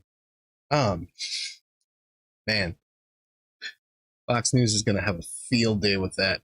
That is like ever since Andrew Cuomo announced that he was resigning. That is literally the only thing that I've actually seen on Fox News or on Fox Business. Back and forth from the infrastructure bill. They quit talking about that as soon as some of these infrastructure and industrial started rallying. They immediately stopped talking about the infrastructure bill and just jumped onto Andrew Cuomo, which is come to be expected. Like I say, Neil Cavuto is just one that just really pops in my mind. He had nothing good to say as soon as they mentioned infrastructure, and then you saw these stocks rally, and they shift the attention to Governor Cuomo. That's unique. Not to go there, not to spend too much time there. So that was President Biden talking about it all. I guess Fox Business decided that they wanted to go ahead and air that a little bit late. He just had it listed at 1:30 p.m. Well, he's like 2 hours late. No shock there. President Trump, he'd do the same thing. Show up 2-3 hours late to his own press conference. But that's a thing. So, speaking of which, let's hurry over. There's one thing on the Webull I wanted to show everybody, since we were talking a little bit about Chegg earlier. Let me pull that up here. Oh, wait, that's not it. That's where you can get your 2 free stocks with Webull just by opening up an account, depositing $5, get 2 free stocks from Webull. That's a pretty sweet deal. They've been running this gambit for quite a while, and that's like the lowest price I've ever seen. It used to be like deposit $100, but if you got an extra $100 after you're done playing with Webull, you go over to chainsawccc.com/M1, open an account with M1 Finance, deposit $100. M1 will send you like $50, bro. Now there's like a 30-day wait and like a 14-day clearing period, but that's like $50, bro. Do it. It's money and it's free. But let's go back to the actual Webull here. See if I can remember where I had that. So why Chegg stock is trading higher on a Tuesday? Shares are trading higher by 3.2% at $82.30 Tuesday morning, after the company reported better than expected second quarter EPS and sales results, raised guidance. So there's that. Andy Brown, CFO of Chegg, remarked, looking at Q2 results, total revenue grew 30% during the quarter to $198 million, driven by 38% growth in Chegg services revenue to $174 million. So, put this in perspective, both revenue and subscribers have more than doubled in the past 2 years as we benefit from our investments. And the going back to school thing, that's definitely going to increase their subscriber base, right? So we got like 15 minutes till the EOD here. So let's take a look. Let's see. Fox News is on the issue of taxation and regulation. CNBC still on commercials. Great. But it's like the favorite thing. So some of the top movers, again, Cardano, Matterport, rallying close to the close, 6.79, 6 point something. Let's see. Matterport shares experienced unusual options activity on Tuesday. So people playing around with options. I don't mess with options. If you do, good for you. There's plenty of other channels to tell you all about that. That's not a thing I do. So maybe it's something to look into, but for now it's not something I do a bunch. Let's see. Or Dave & Buster's, 5.73, Shift, Tupperware, Pfizer, Arcimoto leading the charge. Everybody's still over 4. Carnival Cruise Lines. Woo! Levi, I'm telling you, that's the craziest thing I think I've ever seen ever, looking at the sticks. Man, I remember when this stock was trading for like, I remember when this was one of the 2 free stocks you get with Webull. And it was like garbage. You know, this was like early last year. I mean, wow. And it's 27.35. That's pretty shocking. And, you know, hell of a move, 3.4% in a day. That's pretty shocking. Again, it's these options traded. What I can only assume is that people who are trading these options are seeing the FUD, they're seeing the uncertainty, and not feeling a whole lot of other options. I mean, maybe that's other options than options. I mean, maybe that's the worst thing, though, right? It's kind of like playing too hard on your margin. You play too hard on your margin, you end up in a tight situation when things all go to hell. But at the same time, you know, what else do you want to do? Because you know, with the crazy moves that we've seen just since February. I mean, the ups and downs, the all arounds, the trading sideways, and just these massive swings, especially in tech. I mean, tech is a sure thing over the next 10 years. Again, I'm not a CPA. I'm definitely not your CPA, but my opinion for myself and the mirror is the tech is like a sure thing over the next 10 years. I mean, obviously, we're only moving forward. But man, right now, if you're a swing trader, or you're a day trader, or you're you're one of these scalpers, you know, if you're subscribed to one of Clay Trader's programs, there, definitely you're feeling the squeeze as far as what you should be looking for, because it's just crazy out there, man. I mean, that guy does really good, and you know his course members do really good too, but I don't know. That's a lot of risk for a guy like me to be concerned with. I'm good with just hodling around, hodling it up, standing back and standing by until something crazy happens, and then, you know, trademark hashtag buy the dip. Let's see. Now, what's that? 9. Lockheed Martin. Comcast up 0.1%. And then we start getting back into the big bad boys. Look at Tesla, though. Down 0.5% for today. Had some crazy stuff going on today. Let's take a look at that. Everybody knows they want to get in on some of this big boy.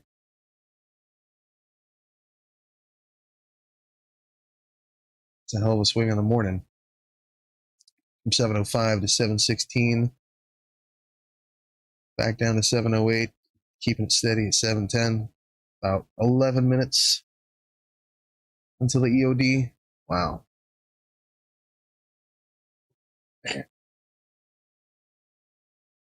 I mean, there's some exciting stuff out there. Definitely opportunities for very, very small moves, but honestly, I mean, nothing too crazy. Nothing too crazy you'd want to hold yourself to. Maybe some AMC.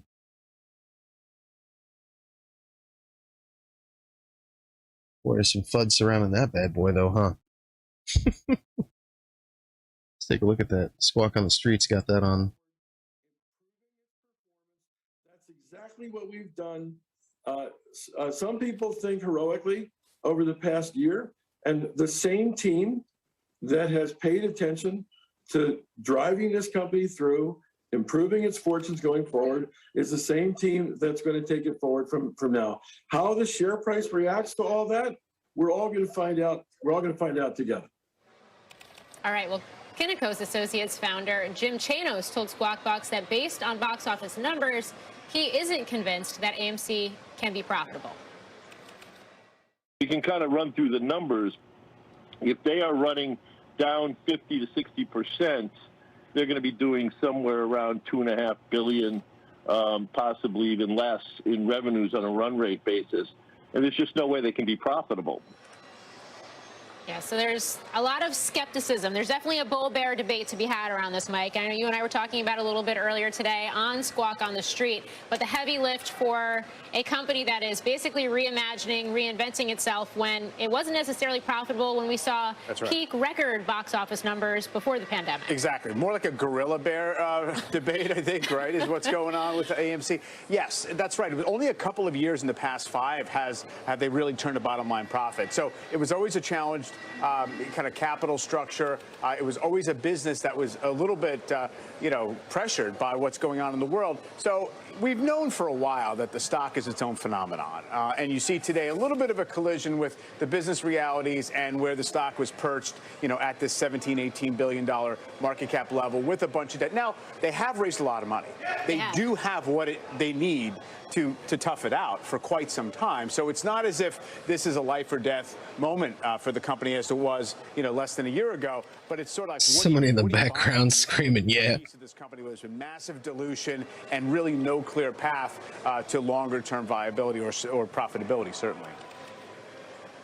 Charlie, how do you know when one of these stocks has come back to earth, come back to trading on the fundamentals? You can just feel that excitement. I guess it happened to one of your stocks in Viacom CBS as well, and got squeezed up and then settled back down. Are you confident that's back to trading on the fundamentals?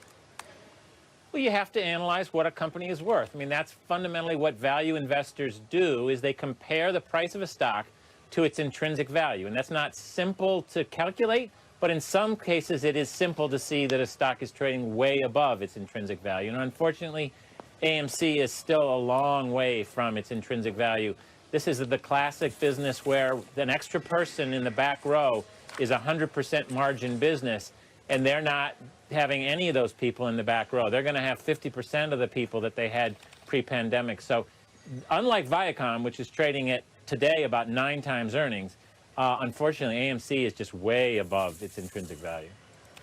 Yeah, I mean, we can talk about the move lower, now down 6%, Mike. But then you look at that chart, that year-to-date chart, it's up almost, what, 1,400% as well. And then there was talk of implementing Bitcoin as a payment option before the year is out, the possibility of gaming and other ways of using its brick-and-mortar footprints, the possibility maybe of doing something with GameStop, though Aaron seemed to demur on whether he's had those conversations. In fact, I think he said no, that he hasn't had those conversations with GameStop yet. Look, certain speculative winds are blowing, and Adam Aaron is putting up a sale and saying, we're going to just catch that breeze, we're going to ride it where it takes us, whether that be Bitcoin or some gaming and, other events that they're going to feature in the theaters. But look, it's like 10,000 screens. If you don't have the movie companies, have a heavy release slate and a lot of people filling your theaters, it's tough to figure out a way around all that.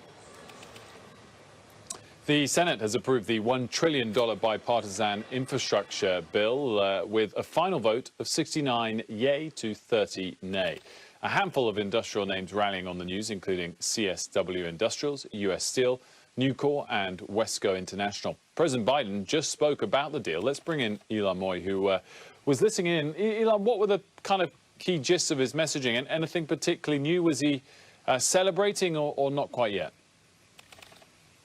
Yeah, Wolf, I think he was celebrating because this was a milestone that many in Washington did not think that he would ever reach. This bill passed with a strong bipartisan majority. It was not a squeaker, 69 to 30. And Biden used the opportunity to thank not just the Democratic senators who voted for this, but also the Republicans as well, specifically calling out GOP leader Mitch McConnell, a longtime friend, but also a longtime adversary. So Biden pointed to some specific projects that could potentially benefit from the infrastructure plan, including the water system in New Orleans. He said he went down to meet with the Sewage and Water Board in that city, in which the system has been warned that that system could potentially fail.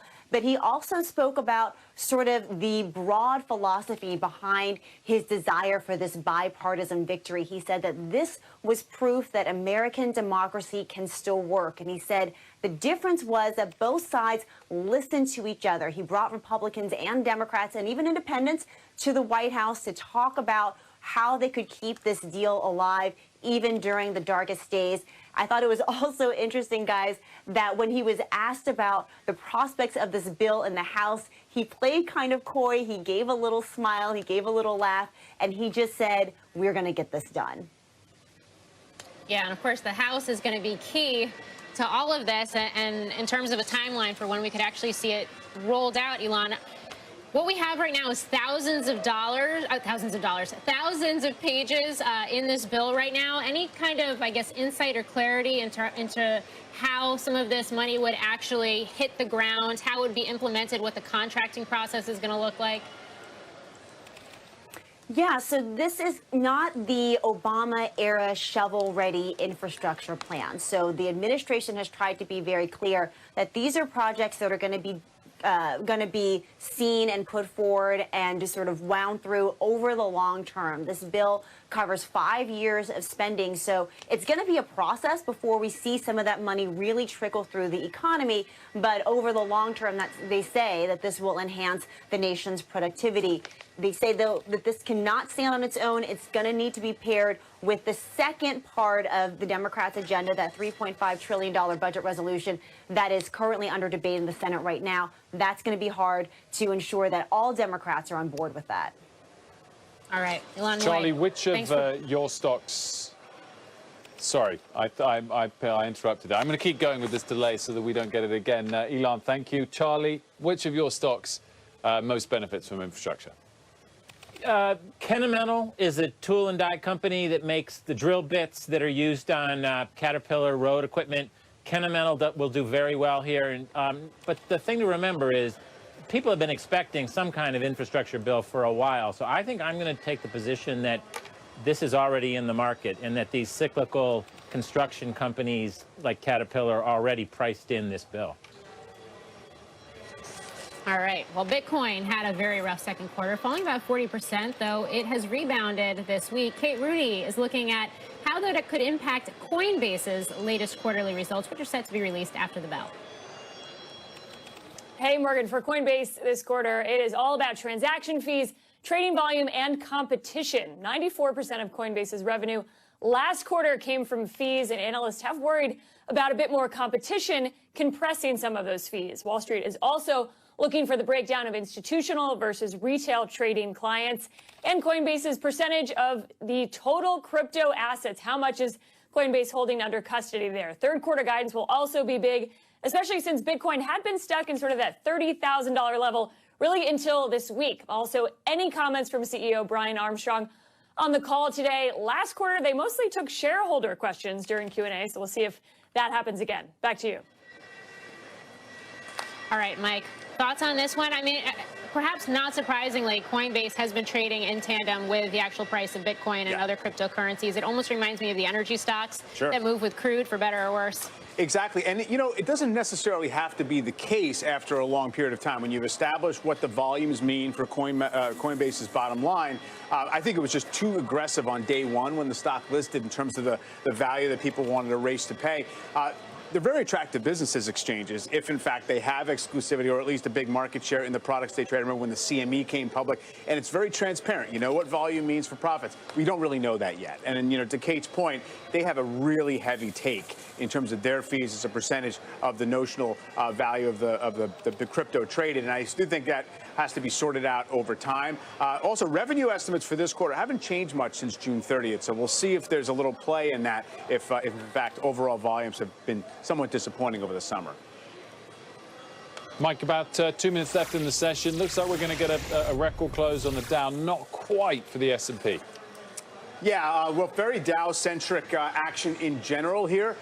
Today, it certainly was driven by the industrials and those metal-bending companies, but the breadth has actually looked okay on the New York Stock Exchange. It's negative on the NASDAQ, but you see here almost 2-to-1 advancing volume versus declining volume, despite the fact there's a whole lot of stocks themselves, individual stocks, that are to the downside. To that point, take a look at the industrial sector against semiconductors, which is, in a way, the industrials of technology. And here you have it on a, well, that's since, you know, I guess the end of May.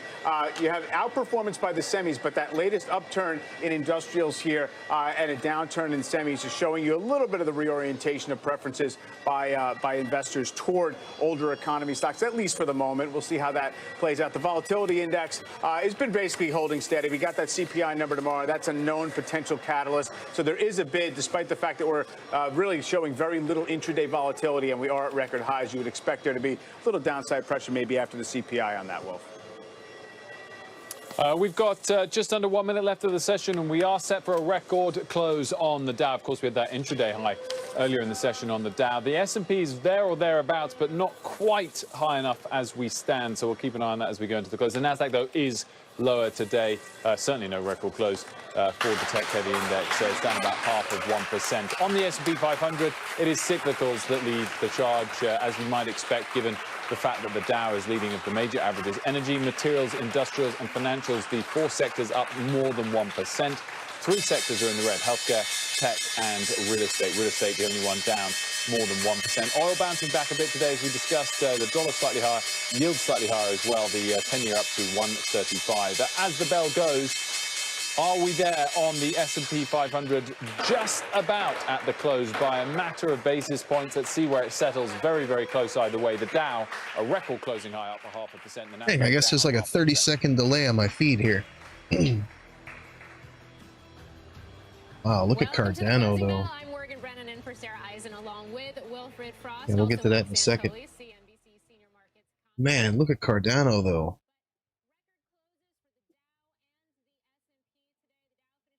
8.8 on the EOD. Woo-woo.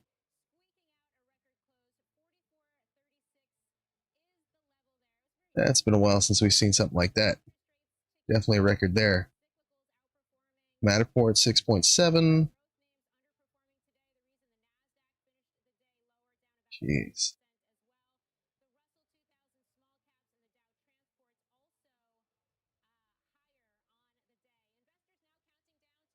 Let's pull it up here.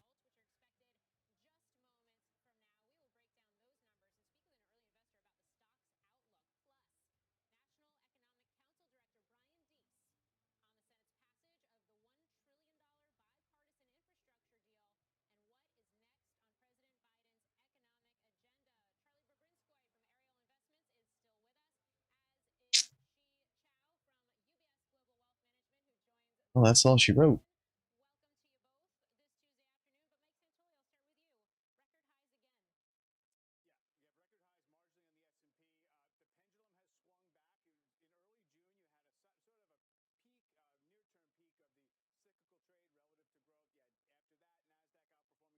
What a day. What a day.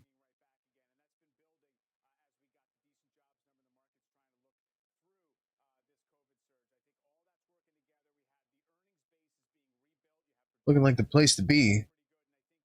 It's definitely. Chegg. Chip Technologies. Tupperware somehow is a sure thing. I don't even understand it. That's crazy. Right.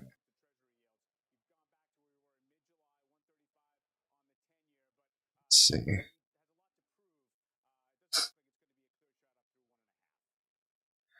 Larry Kudlow's over here on Fox Business complaining about infrastructure. You know, he ain't trying to spend nobody's money.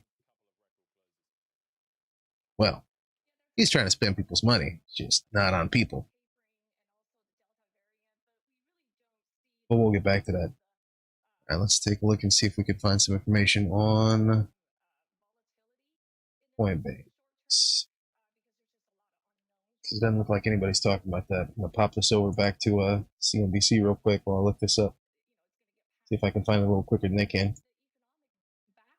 It's just very good right now. With this accommodating Fed, we don't see, we still feel it's going to be very supportive for the equity markets in the medium term.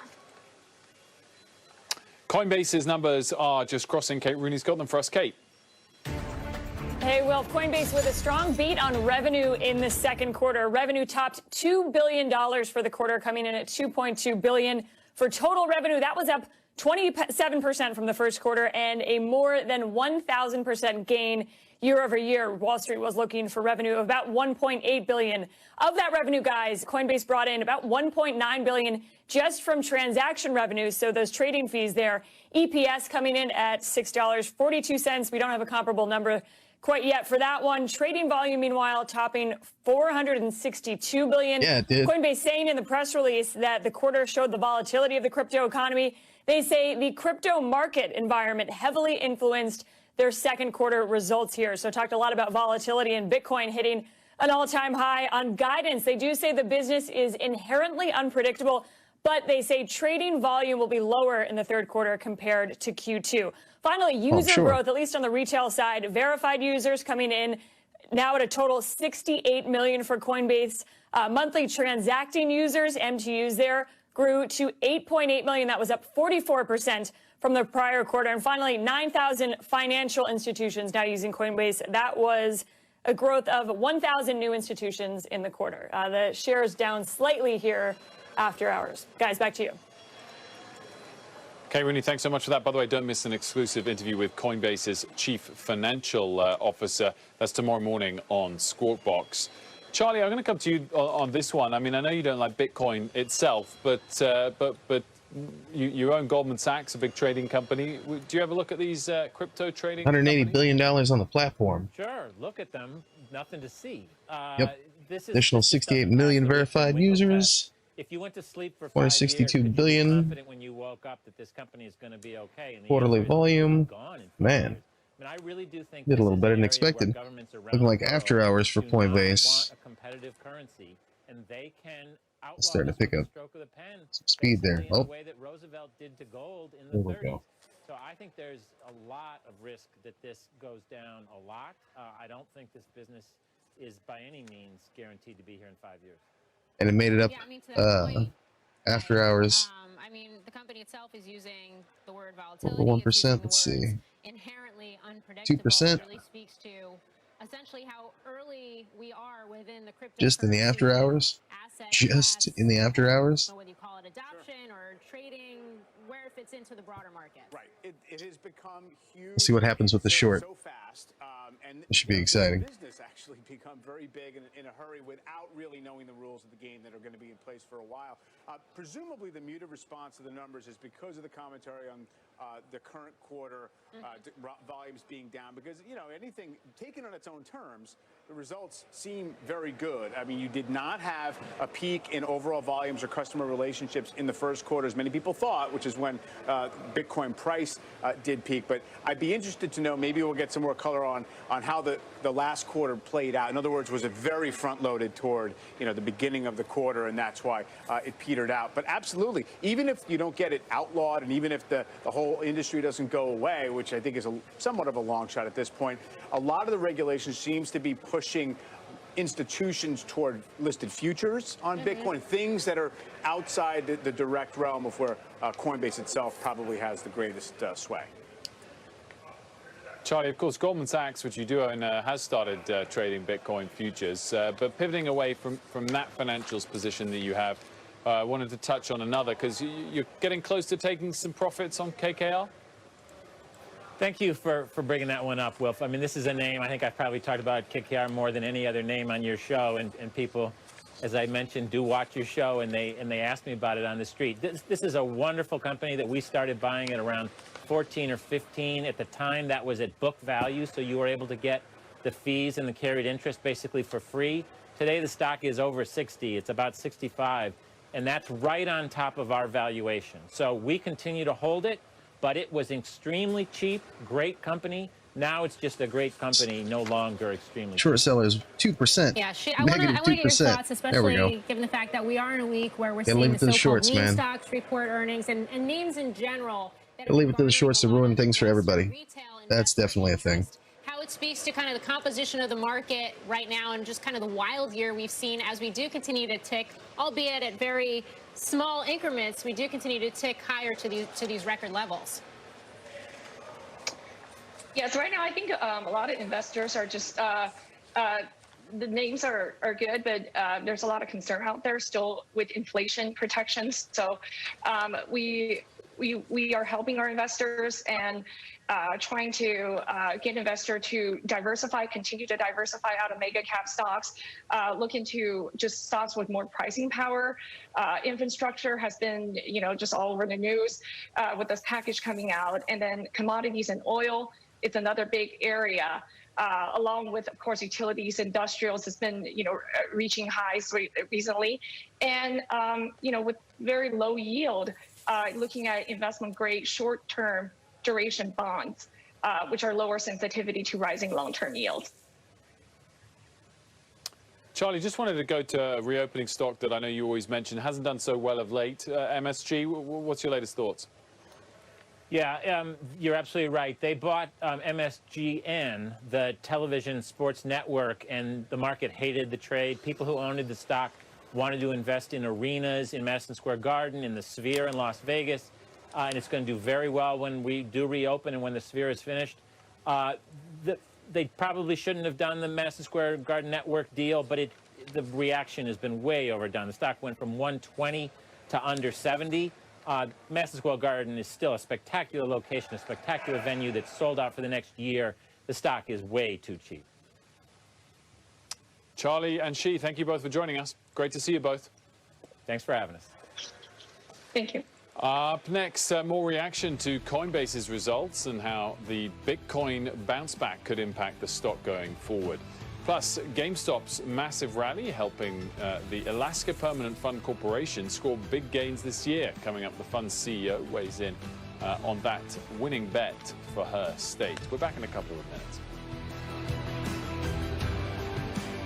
Retired.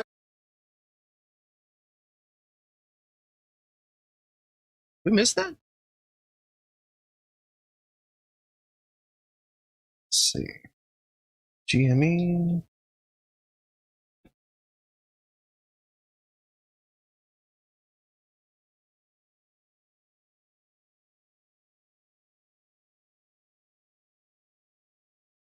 I mean, if you want to call it that.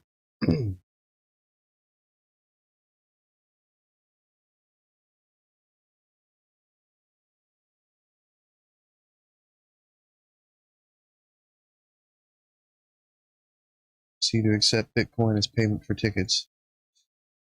They just include that on GME. You know, why not? It's a meme stock, whatever. You know, we just do what we want. Talk about what we want to, where we want to. Well, that's it, man. So infrastructure, Neil Cavuto's mad. Larry Kudlow is very, very mad. The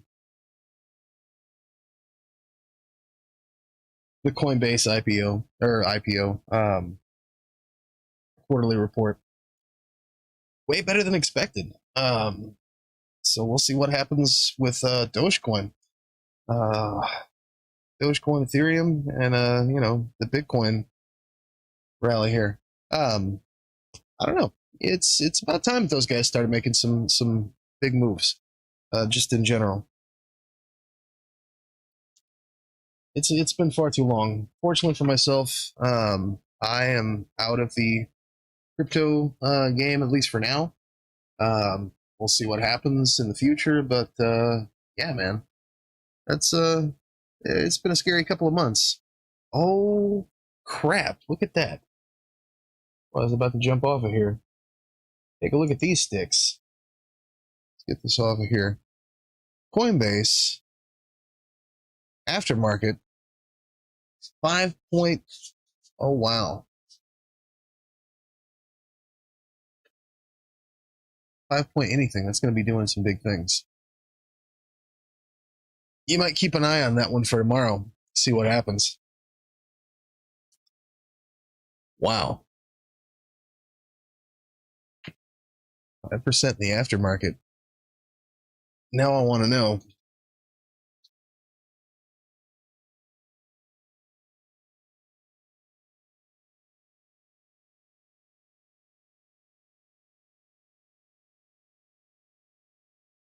Let's see. Bitcoin.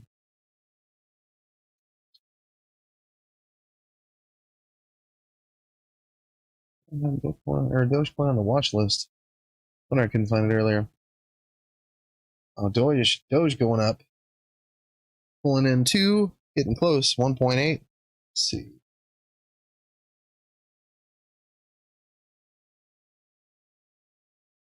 Ethereum getting closer and closer to that 1%. I don't have that on the watch list either. Jeez. I don't typically use Weevil to look at this stuff. They gave me the option on PayPal a while back, but man, so that's That should be interesting to see what happens there. Because, wow.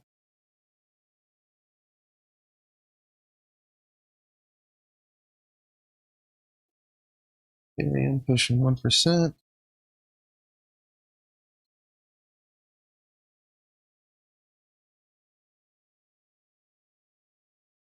Dogecoin pushing 2. Oh, man.